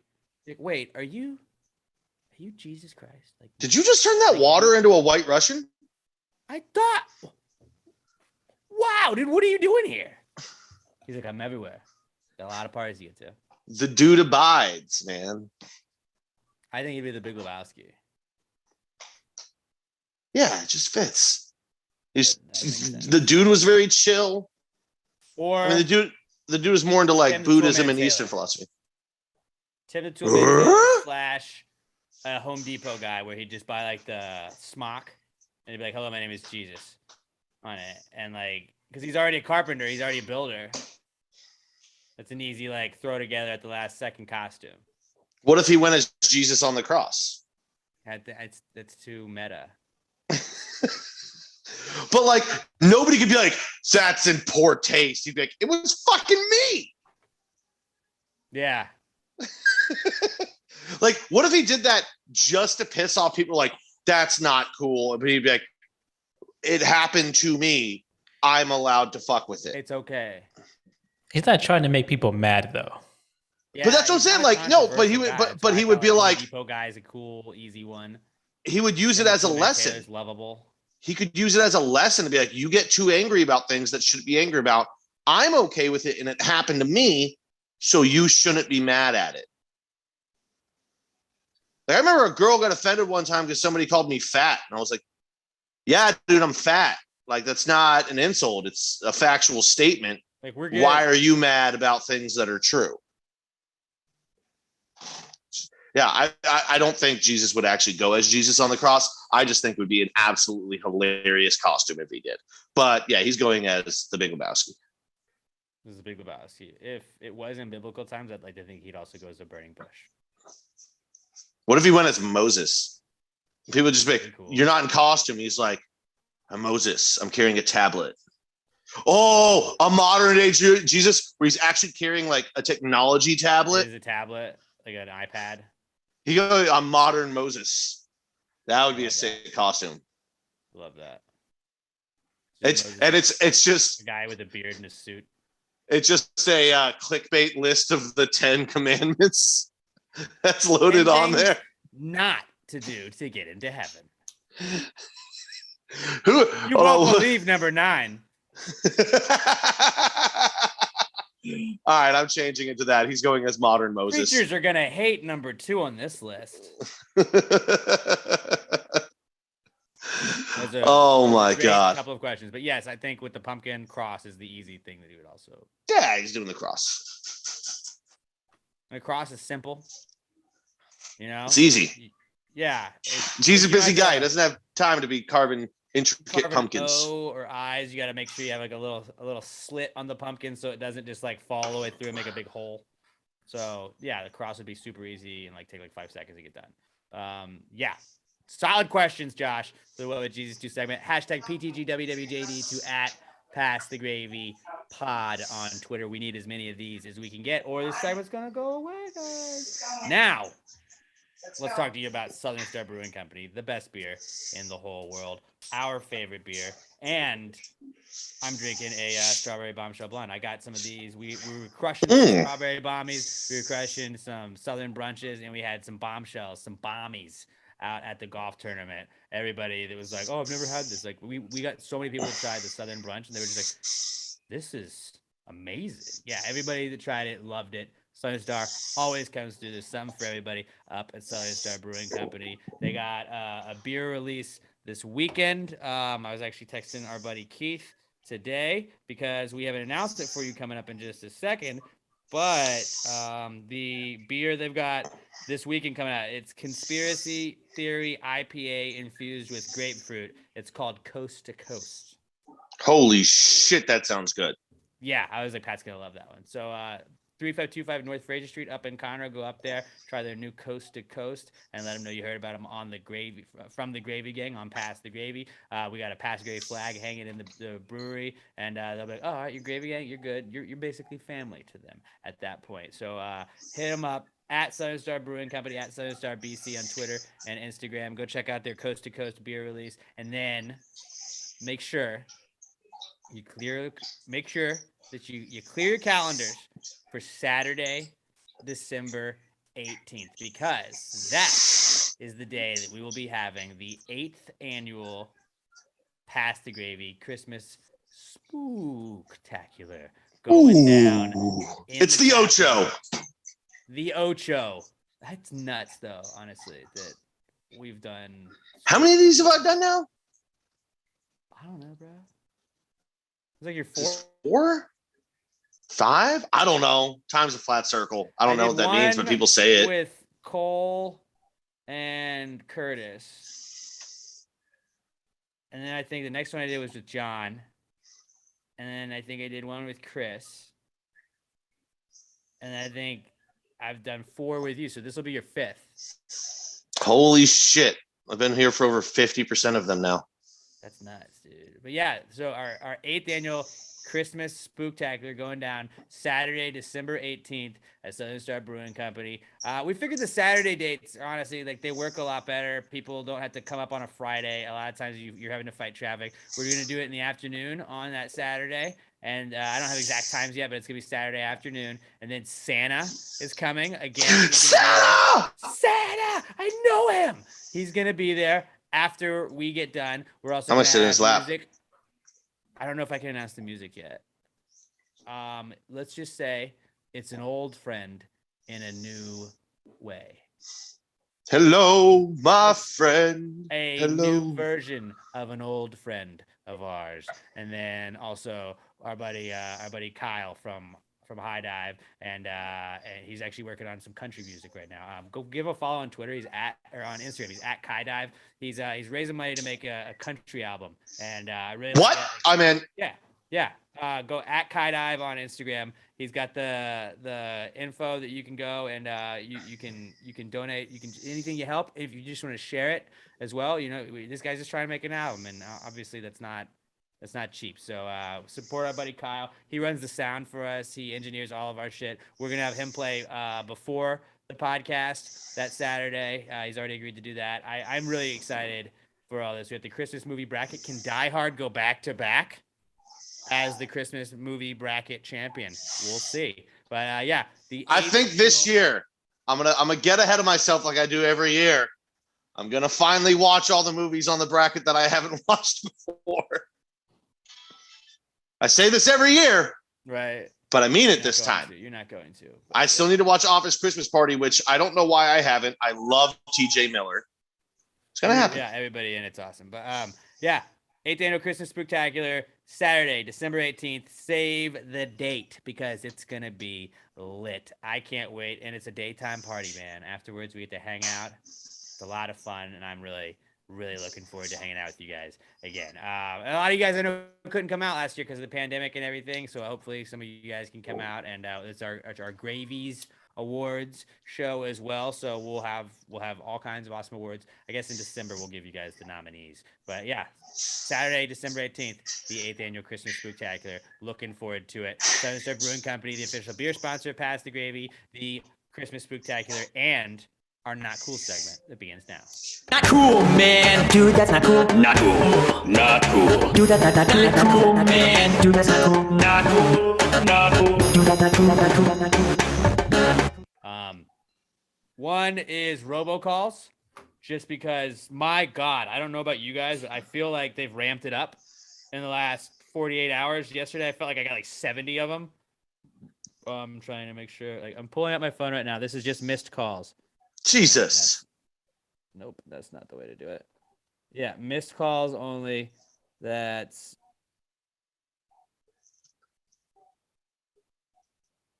like just like that's till Monday, but it's just like all week. I've just been getting like 30 of like during the podcast. I've had 3 of them already, And it's like they'll just in the morning at like 9 o'clock, they start just blowing my phone up, and it's annoying as shit. And I just stopped answering.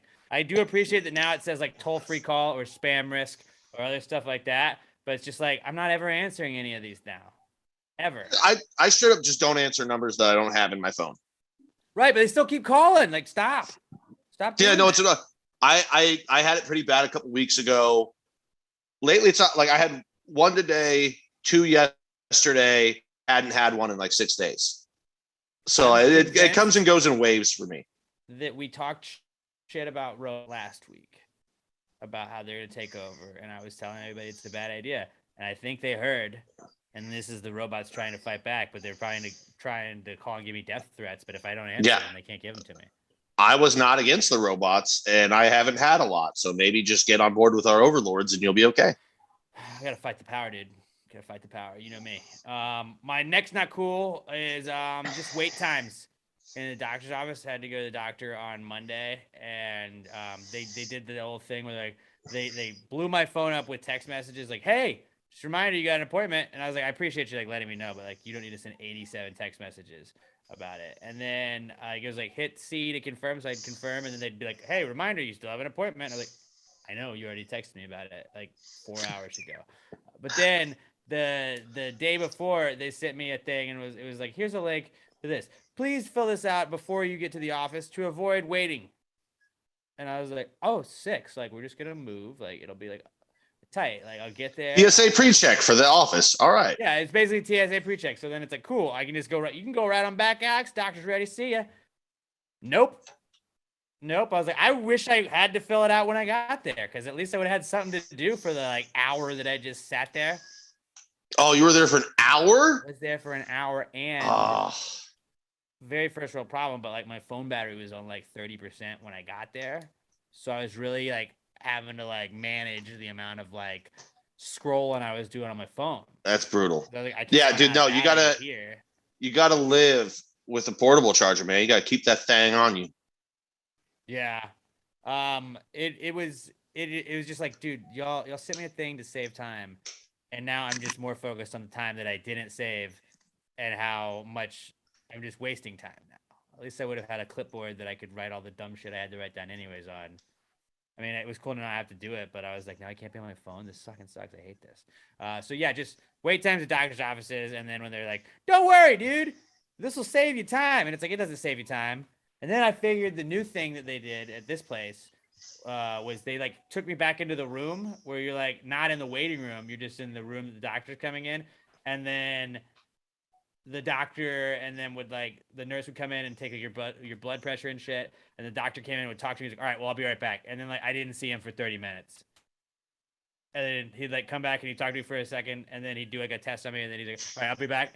And then I wouldn't see him for like 15 more minutes. I was like, where the fuck is this guy?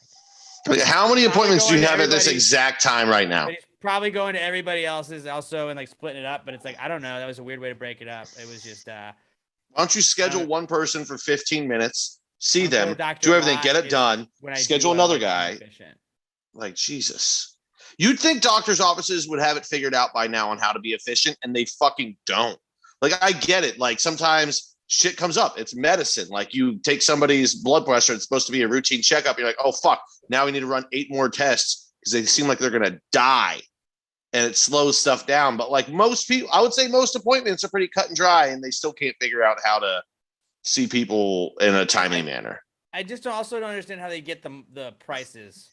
I know it's like there's a bunch of stuff that goes into it, but like when it's just like, all right, well, you got blood work done, cool. We had you do this. Okay, we're gonna need $79 exactly from you right now as your copay or whatever. You're like, what? That's a random number. But then it's just like the stuff that I saw, like they were like just like it was just jacked up shit. Like it's just like So you go, oh, all right. Well, at least it wasn't. Keyboard and they're like, that's what number of money it is. Hand us this. You didn't say $400, so I'm just gonna go ahead and agree and pay it because this doesn't seem too bad. I have the not to brag, but I have insurance. I have the like flex spending thing, so like money out of my paycheck goes to this card that I can use as like a debit card for the doctor and stuff like that. And I just love like when I'm like, I don't fucking care what the price is. Free money. This is already my money that I don't get to see it, so I consider it spent. Swipe. Oh, you're gonna have to do this again and give me another copay? Cool. Swipe that bad boy again. Put it on my tab. I mean, I shit on insurance a lot, and there's a lot of negatives about like how the insurance industry works, but it is nice when you're just like, doesn't count. Or you could just drink shit tons of whiskey like I do and stay healthy. Again, I don't know if that's 100% accurate on like healthy for you, but again, it's worked for you so far. I'm still here. What is your not cool this week, Pat? I got a couple quick ones. First of all, I still haven't put my insoles in my shoes. You were gonna do it like right after the podcast last week. Yeah, and then I took a shit and forgot. And every time I look over and see them, I'm like, oh, it's just slightly out of reach. I'm already sitting down. My shoes are over there. I don't know where there's scissors. I'll get to it later. And I fucking do that at least every other day. It's probably like I've maybe not done it, like not noticed them one day in this past week. But yeah, still doing that because I'm a fucking idiot. You know, what are you going to do? Also, and this has been a not cool for me in the past, I'm sure it will be in the future. Pulling up to a stoplight, the car in front of me just leaves 3 goddamn car lengths in front of them. Yeah, this was a recent one of yours as well, but it still is very frustrating. Every time. It's the most frustrating shit in the fucking world. Sense. I don't understand the logic, and it makes me very angry for no reason, because a lot of times it doesn't even affect me, but it's just like, what, like, fucking be better, just be better. Like, understand how to be a passenger on the road. Like, it's so infuriating. Also, I'm gonna add this one. Got a hockey game in the background. Dude just got hit in the face with a puck. So that looked like it was very fucking painful. I don't ever want to do that. And my last one is, just all my coworkers laughing at me for being tiny next to Bro Brad, even though I'm bigger than all of them, but he makes me look like a literal infant. We love Bro Brad. And that, yeah, I love him, but it's just all of them laughing at me. And like, hey, you're so small next to him. I was like, well, wait, you stand next to him. Like, fuck you. Yeah, right. We're all tiny next to him. He's a literal giant. Yeah, what are you gonna do? Those are solid, not cool. I'm just here stressing out because this podcast is going long and the World Series starts in half an hour. Like I want to be there for first pitch, not second pitch, first pitch. You'll be there, buddy. You'll be there. Bobby, we'll do stressing it. out. If somehow we do run long, just walk out. You don't have to be here for the very end of the podcast. Neither one of us are going to be offended. I'm going to have it on in the background. I'll be fucking ready. But yeah, we'll speed through these answers. All right, that's the end of not cools. That's a very valid not cool. Good one, Bobby. We're gonna speed through this and finish it out. You always just silently hate us, but I'm glad you at least told us, like, fuck y'all are holding this shit up. Let's move on to the last segment we do. It's the answers segment. All you gotta do is you got any question that comes to mind, hit your boys up at Pass Grade Pod. I'm at Alex J. Middleton. Pat's at Not Pat Dan. Robert is at Robert Barbosa 03. If it's a high thought, if it's something you saw on a billboard or the internet that you want to hear our opinions on, if you want relationship advice, anything like that, ask us any questions you have at Pass Grade Pod, hashtag PTG answers. You can also email them to us, answers@passgradepod.com. Although we do check Twitter way more often, so that's the best way to go about it. Just create a Twitter, even if you don't use it. Just send us answers questions, hashtag PTG answers. You got to use the hashtag or we're not going to see it. So at Pass Grade Pod, hashtag PTG answers. This is the answers segment brought to you by Little M Air Fresheners. Not just air fresheners, just Little M Shop, littlemshop.com. A little bit of this, a little bit of that. If you use our promo code PTG69 at checkout, you're gonna get 10% off of your orders. And if you get free shippings on orders of $10 or more. They got awesome like dry erase to do checklists. When was the last time? Like we use those for when we give Wheezy her flea and tick medicine. It's like, oh, this is the last time we did this. Okay, cool. They have the magnets that tell you whether or not dishes are dirty or clean, so you don't unload a bunch of dirty dishes thinking that you're doing something good, even though you're not at that point. Ladies, you got some skincare routine checklists that are also like dry erase markers, so you can do that every single day. Just check off the parts that you've done. They have really awesome soft t-shirts that are they say cool little things like pocket tees, but instead of a pocket they have a little phrase on them. They say things like always late, don't talk to me, just okay, main character, millennial, pretty smart, tired, and weird. They also have keychains mirrors, all kinds of awesome stuff, as well as their famous Little M air fresheners. They have the rad and the out of this world designs still in stock. Those are only $2 a piece. Go check them out. It's got a little bit of this, a little bit of that. LittleMshop.com, LittleEMshop.com. Give them a follow on Twitter at LittleEMTweets and on Instagram at LittleEMshop.com. Use our promo code PTG69 at checkout and you'll get 10% off your order. LittleMshop.com, the official sponsor of the Answers segment. Well, if you just answered the question, why don't you just answer the question? Be honest, no big deal. Yeah, answer the question. Don't change the subject, just answer the fucking question. It's like, what's the answer? Any questions? Shout out David S. Pumpkins. This is his week. Yeah. This is his week. Go off, King. All right. Our first answers question. So we have Skylar, who always sends in questions. I think he said he sent in 157. Like he had a document sheet that he just gets them. When he thinks of something, he writes it down, and he's got 2 questions left on that sheet. So he's like, I got to get the creative juices flowing again. But he has his regular one that he always leads us off with, and then we're going spooky Susan questions because it's Halloween. So we're going to start with Skylar's question. He's at OMG at Skylar on Twitter. And Skylar says, how likely is it that someone studied Spanish their whole life only to move to Brazil and learn that they speak Portuguese over there? I don't think it's that likely. I think it's very that likely. Somebody has no. done that without doing all the research. No, I don't think it's that likely that they studied Spanish planning to move to Brazil. I think it's very likely that people were like planning a trip to Brazil and were like, oh, I speak Spanish, so I'm good. And then they got there and were like, oh, fuck. I just assumed that they would speak Spanish. I don't think anybody specifically studied Spanish their whole life for a trip to Brazil. Isn't as I'm just going off the way it's worded. I'm dumb. I understand that.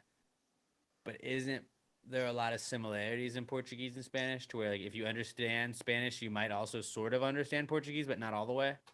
I'm sure you'll be able to get by. But like it's still going to be a pain in the butt. It's going to be difficult. True. But yes, I guarantee you there's definitely somebody that has like studied Spanish in school and stuff like that. And they're like, oh, cool, I'm going to go to Brazil. I know how to speak Spanish. And it's like, oops. That has definitely happened. Yeah. Like that. Yeah, that has happened where they're just like, yeah, I speak Spanish. I'm fine. They get there and they're like, dumb. So it's very likely, Skylar. Yeah. Good question. It is weird that like it's like Portuguese. You would not think that would be Portuguese. It's like everywhere in like Central America is like Spanish, right? And then it's like Brazil, Portuguese. This is what we do. Does Argentina speak Portuguese, or do they have Argentinian, or do they just go Spanish? I don't know. Might never know. I think it's Spanish, but I'm not sure. I'm pretty sure it's only Portugal, or not only Portugal, only Brazil that's like largely Portuguese in South America. I'm pretty sure that's what it is. Don't Google it. Robert has somewhere to be. I already forgot the country. Argentina? Yeah. Robert's like, I'm going to Google this faster than you. Let's get this going. Come on. A lot of people speak it, but I don't think it is the national language. Yeah. Right. I mean, there's also a lot of German down there. If you didn't know that. Some German, allegedly. Not allegedly. There's a decent amount of German there. Nicholas in Iowa, he's back again. I felt like we hadn't heard from him in a little bit. What's up, Nicky? I'm glad he's been writing back the last couple of weeks. But Nicholas in Iowa says, a very spooky question he gives us is, what is the worst monster to take with you on a road trip? Is it Frankenstein, Dracula, the Wolfman, or a mummy? Well, mummy would be great because they're just going to sit there quietly and not complain about the music or anything, and you can just do whatever you get to control the music. Mummy would be dope. We've seen the I was going to say the opposite because I was going to say you want someone to talk to. Ooh, I don't. Yeah, I want to put on a little bit. I want to put on my podcast or my music that I want to listen to, and I want you to sit there quiet. I like to drive, and I want to be in charge of what's going on while I'm driving. I don't want you talking to me while I'm trying to catch up on podcasts. Okay? I mean, seeing the movie The Mummy, I would say that I don't want to be stuck with the mummy because that guy didn't seem fun to hang with. I'm thinking No. classic mummy, not him. But I think the mummy would not be the worst monster to take with you on a road trip. I would say, I mean, Frankenstein can kind of be controlled a little bit, right?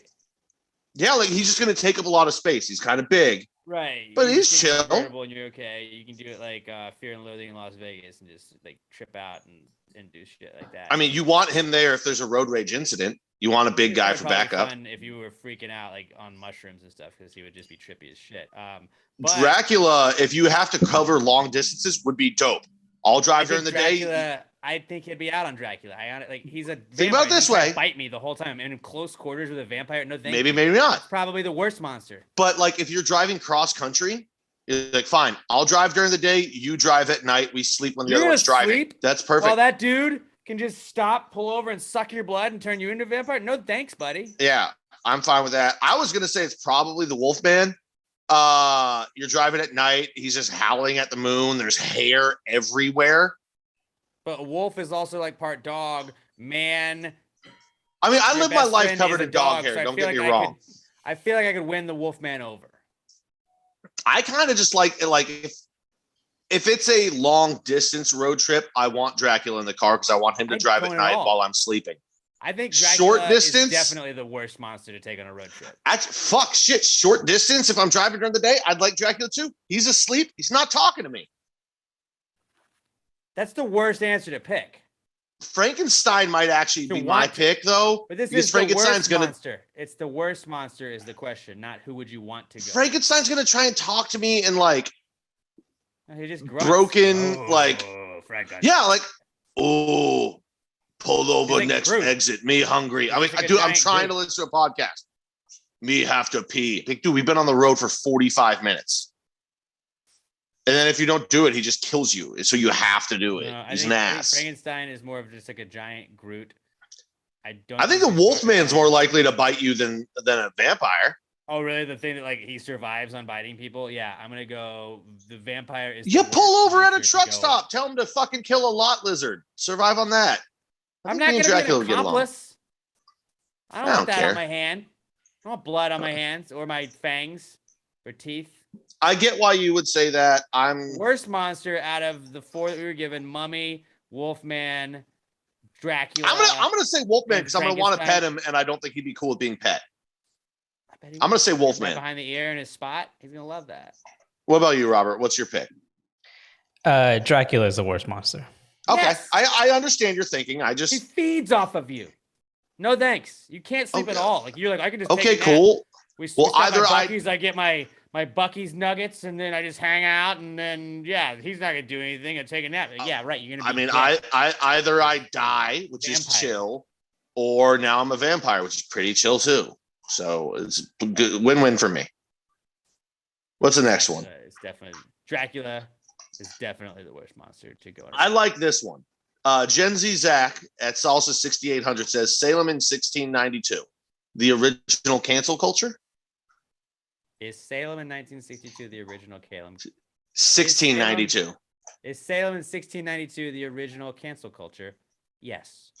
No, No, They thought you were a witch and they just burned you. no. Europe, dog. Europe's been canceling and murdering people for many, many, many, many, many, many, many, many, many, many years.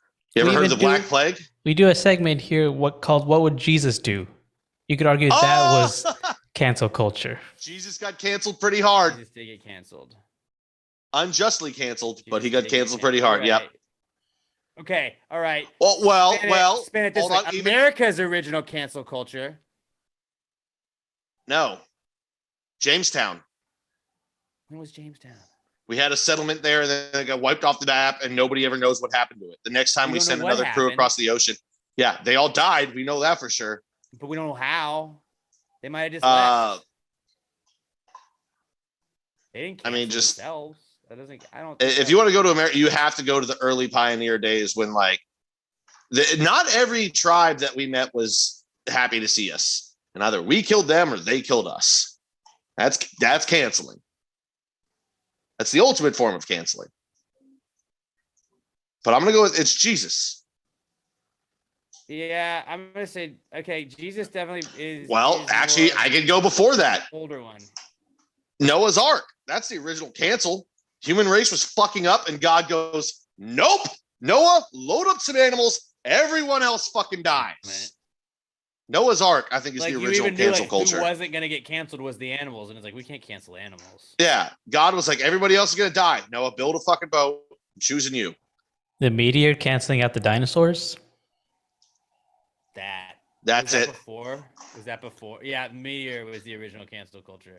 Well, no, It was just Swift, and that was it. It was like a ban. That was like a Twitter ban. that wasn't a hammer, culture. That was a natural disaster. Dinosaurs don't have a culture, Pat. Wow. Yeah. No, I would say Wow. that was a natural How disaster. dare you That was an talk about unavoidable dinosaurs like they have no environmental event. There was nothing that the dinosaurs did that caused the meteor to hit them. Human race being fuckheads and God saying, "You're all fucking canceled. Noah build a boat." That's the first cancel culture. There's a solid argument, but I am gonna go with Robert. and No, say the dinosaurs didn't do Meteor- anything they to be killed the canceled. dinosaurs. No, but that's like when Twitter bans you from. They just something shouldn't you, have been standing posted, there. like 6 years ago, and you're like, that was a meme, dude, and it's like, well, this is violating Twitter's policy. Like that's what the meteor was. It just threw down the ban hammer. All right. Like the dinosaurs were probably saying a bunch of problematic shit, and like they're probably like inciting like an insurrection against like, Against the who? Triassic Other period. dinosaurs? The Jurassic period was trying to like surmount an insurrection against the Triassic period, and the meteor was like, "Nope, gotta squash this. Y'all are all done." Pretty sure there were deplatformed. many millions It's of over." years apart from each other, but okay. They're still trying to cancel the other one. So then the meteor is like, banned, done. It's over with. It's the Ark. Start over. I think dinosaurs for sure. So Robert, you think dinosaurs? Yep. All right, Pat, you lose. Dinosaurs, the original cancel culture? Yes. Or meteors are the original. What's the next one? Meteors are the original cancel culture. Next one's Josh Tree Coddle at Joshua Tree 713. If my fish dies, will it haunt the aquarium or the house, the aquarium? Hey, wrong question. Wrong person. No, that's literally the next question. That's I'm looking at the list. Oh shit! I read the wrong name. Sorry. Will Edwards writes in via email. Right question, wrong name. You were wrong. Will Edwards emails us and says, "If my fish dies, will it haunt the aquarium or the house that the aquarium is in?" Do you think fish have souls? Well, they always say like haunted house is the aquarium, the fish's house, or is it just a part You gotta have of a larger thing? I'm saying you gotta have a soul to haunt something. Because ghosts Do can fish have float. souls? Can a ghost fish just float in air? I mean, if You don't see human ghosts underwater all the time. if that was the case, every fishing boat would be haunted as shit. Yeah. I don't think haunts the fish can aquarium. haunt. No, I don't but think if it fish can did haunt. If it did haunt, I think it would haunt the aquarium and not the house, because the aquarium is the fish's house. Correct. So that would be where you haunt where you die. I think it haunts the aquarium. I agree with It's not that. a problem for you. It's a problem for the other fish. Yeah, then you're just like your fish dies, and then you buy more fish, and that fish dies, you buy more fish, and there's just fish ghosts all in there paranoying the other fish. Yeah, I like that. I'm good with that. So a fish would haunt the aquarium that it died in, and not the house that the aquarium was in. Great question, Will. Glad that you wrote in. Continue doing that, brother. Continue doing that. Good to hear from you, man. Josh Tree Coddle at Joshua Tree 713 on Twitter says, "Do you think ghosts are sitting around judging and critiquing us when we tell ghost stories?" I hope so. Like, I hope they're sitting there like, I fucking knew that guy. He didn't do that. None of that even happened. It wasn't a fucking hook in the door. It was a fish hook that was next to the car door. This guy's fucking lying. This is the oldest story in the book. None of this happened to him. He didn't kill those campers. He accidentally hit him with his car. It was a misunderstanding. Here's an idea for a reality show. Like when Simon Cowell, like God forbid, if Simon Cowell died, but everybody dies eventually. Simon Cowell's Ghost should just have like a reality show where like we tell like the humans tell stories, and he's just like, that was an absolutely dreadful ghost story. It's the worst ghost story I've ever had in my life. And then like Ghost Paula Abdul's there and Ghost Randy Jackson. I don't know. I thought it was a good story. You have talent, sweetheart. I think like Randy's like, dog, that was the scariest fucking shit I ever heard, dog. Or like, dog, like you usually tried, that's a but no from that me. wasn't it, This dog. one's a yes. This one's a yes, dog. I'd like to think that Ghost. I hope they do. Just critique the fuck out of us as we're telling ghost stories, because I think most of them are like bullshit. My door creaks when I open it. I think it's haunted. Motherfucker, your door is not haunted. This bitch's door is not. You need WD-40, you dumb hoe. If she tells this story to one more fucking person, I swear to God, I'm gonna haunt the shit out of her.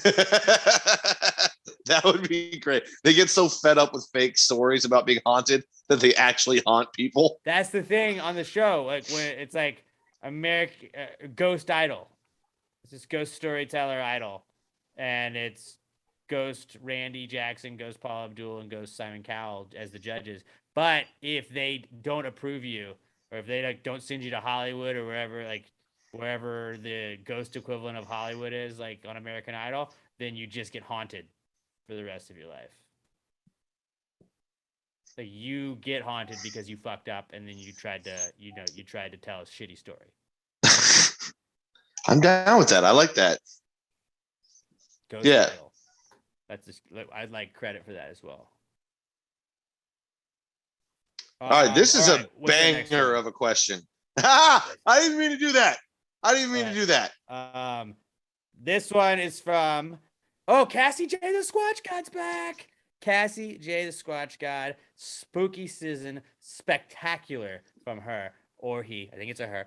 Cassie J says, does having sex with a ghost count as necrophilia? Necrophilia is like being turned on by having sex with dead bodies. No, it's like when you bang a dead body. How would you fuck a ghost though? Well, Is a actually, ghost a dead happened- body? you know what? I'm gonna say yes. I don't think it is. I think a ghost is Ooh. a spirit. Oh yeah, no. So it's not necrophilia, but you can fuck ghosts. I saw it in this documentary one time called Scary Movie 2. And is it the like whatever the Benicio del Toro movie, the This Is Water, No idea. I don't watch his or I movies. don't know. It wasn't. They're always weird. Oh, you mean The Shape of Water, where she fucks a fish man? That's the one. I think you're right though. It's not necrophilia because it has to be a dead body, and if you're a ghost, you don't have a body. So fucking a ghost is not necrophilia. It's weird. It's definitely weird. Don't kink shame. Don't kink shame. Okay, all right. I take it back. We don't kink shame on this podcast. It's It's not necrophilia. strange. If it was the body of the ghost, like the actual body the ghost came from, that is necrophilia. Don't do that. We don't condone that. But yeah, if you want to fuck a ghost, whatever, dude. Like, as long as it's consensual. Maybe contact a So witch, having- and she'll tell you how to get in contact with that shit. Or Ghostbusters. I don't know if you want to fuck those ghosts. Those were like apparitions. You want to? We don't. They didn't look like they had dicks. They didn't look like they had dicks or vaginas or holes of any part. Actually, no. You know what? Into you, then maybe that's what you're into. I will say this Slimer looked like a freak, Oh, I bet. and he had his own high C flavor. So, I mean, who doesn't want to fuck that celebrity? True. So, fucking a ghost, not necrophilia. No, Confirmed. Glad we got to the but bottom. still hot. Final question of the week comes from Alex O at Alex McThunder1 on Twitter, and Alex says, "What is Alex, Pat, and Robert's favorite Halloween movie of all time?" Hocus Pocus. I don't know a lot of Halloween movies. There's Hocus Pocus. There's Nightmare Before Christmas. That doubles as both. There is Halloween Town. Halloween Town 2. I'm going to say Hocus Pocus, man. Fucking great movie. Casper. I'll give you Casper as well. Casper, he's the friendliest ghost you know. Yeah, Casper's got to be mine. Casper was dope and had those two douchebag bullies. I mean, Hocus Pocus, so perfect. Robert's never seen a Halloween movie in his life. Roberts is the great pumpkin Charlie Brown. That's his. Yeah, I don't really like seasonal / holiday movies. So no, I don't have an answer for this. I've seen Robert's favorite Halloween movie of all time is the M&M annual commercials where it's around Halloween time. I think by default it would have to be Halloween Town, and I just saw that last week with Sam because she wanted to watch it. Is that just because it's the only one you've ever watched? Yes. So therefore it's your favorite and worst, but it is your favorite. I would like to use a write-in option, and I just choose to binge every Halloween episode of The Office at once as a movie. Respect the exercise. He said movie. If it's the length of a movie, then I would count that. Nope. No. It's the answer is Hocus Pocus. It's so good. Yeah, sure. I'll go that. It's Hocus Pocus. Hocus Pocus. All right, Robert. Too. Never seen it, but I'll go with that too. All right, there you go. And we finished up in time. You're not going to miss first pitch. Oh no! Walk it back. The David S. Pumpkins Halloween. It's not a movie. That is. It was a special. It's a special. It's not a movie. Okay, yeah, then Halloween. There you go. Whatever the other one I said was. I don't fucking know. The Sanderson sisters, dog. All right, that's it. Happy Halloween weekend, everybody. I hope you guys are all safe. Don't eat razor blades. Make sure you cook up a hearty pot of gumbo or stew or chowder for all the maybe some jambalaya out there. Remember, we don't need to be so soft. Let's bring some treats back or some tricks back as well as the treats. I am at Alex J. Milton. Pat's at not Pat DM. Robert is at Robert Barbosa 03. Robert has a podcast called A Recent Study Suggests. And chocolate isn't candy. He made me very angry this week with that horse shit take. And I wanted That's to bring a it up bad on this podcast. take. You have no idea. That was my not cool. I changed it because I was like, no, we're going to tell people to go listen to him. If you want to be mad at Robert, go listen to his podcast this week because it was I think I have a feeling where you're going with this and why you said that, take. but it's a horseshit take. It's a horseshit take. I love you, Robert. It's a terrible take. I'm Team Sam on this one. But go check out A Recent Study. Suggest at A Recent Study Pod on Twitter and Instagram, and give them a follow on their Facebook page as well. Give us a follow at Pass Grade Pod, and go like us on Facebook. Like our YouTube channel. Go like Pass Grade Podcast on YouTube. Subscribe to us. Screenshot us that you subscribe to us. Go give us a thumbs up on all the videos. Give us wacky, funny comments, and yeah. Let's interact. We're trying to get our YouTube channel up to as many subscribers as we possibly can. And yeah. Who wouldn't want to see these beautiful faces? Exactly. Share us with a friend. Give us a 5-star review on iTunes, Spotify, iHeartRadio, wherever you listen to podcasts. And go Astros for you guys. Go Stros. And Astros shirts, PassGradeMerch.com if you want to get one of those. And until we talk to you guys next time, pass the gravy. Yeah. Bitches! Baby back, couple racks, couple Grammys on him, couple blacks, lots of facts, throw it back, and this one is for the champions. I ain't lost since I began, yeah. Funny how you said it.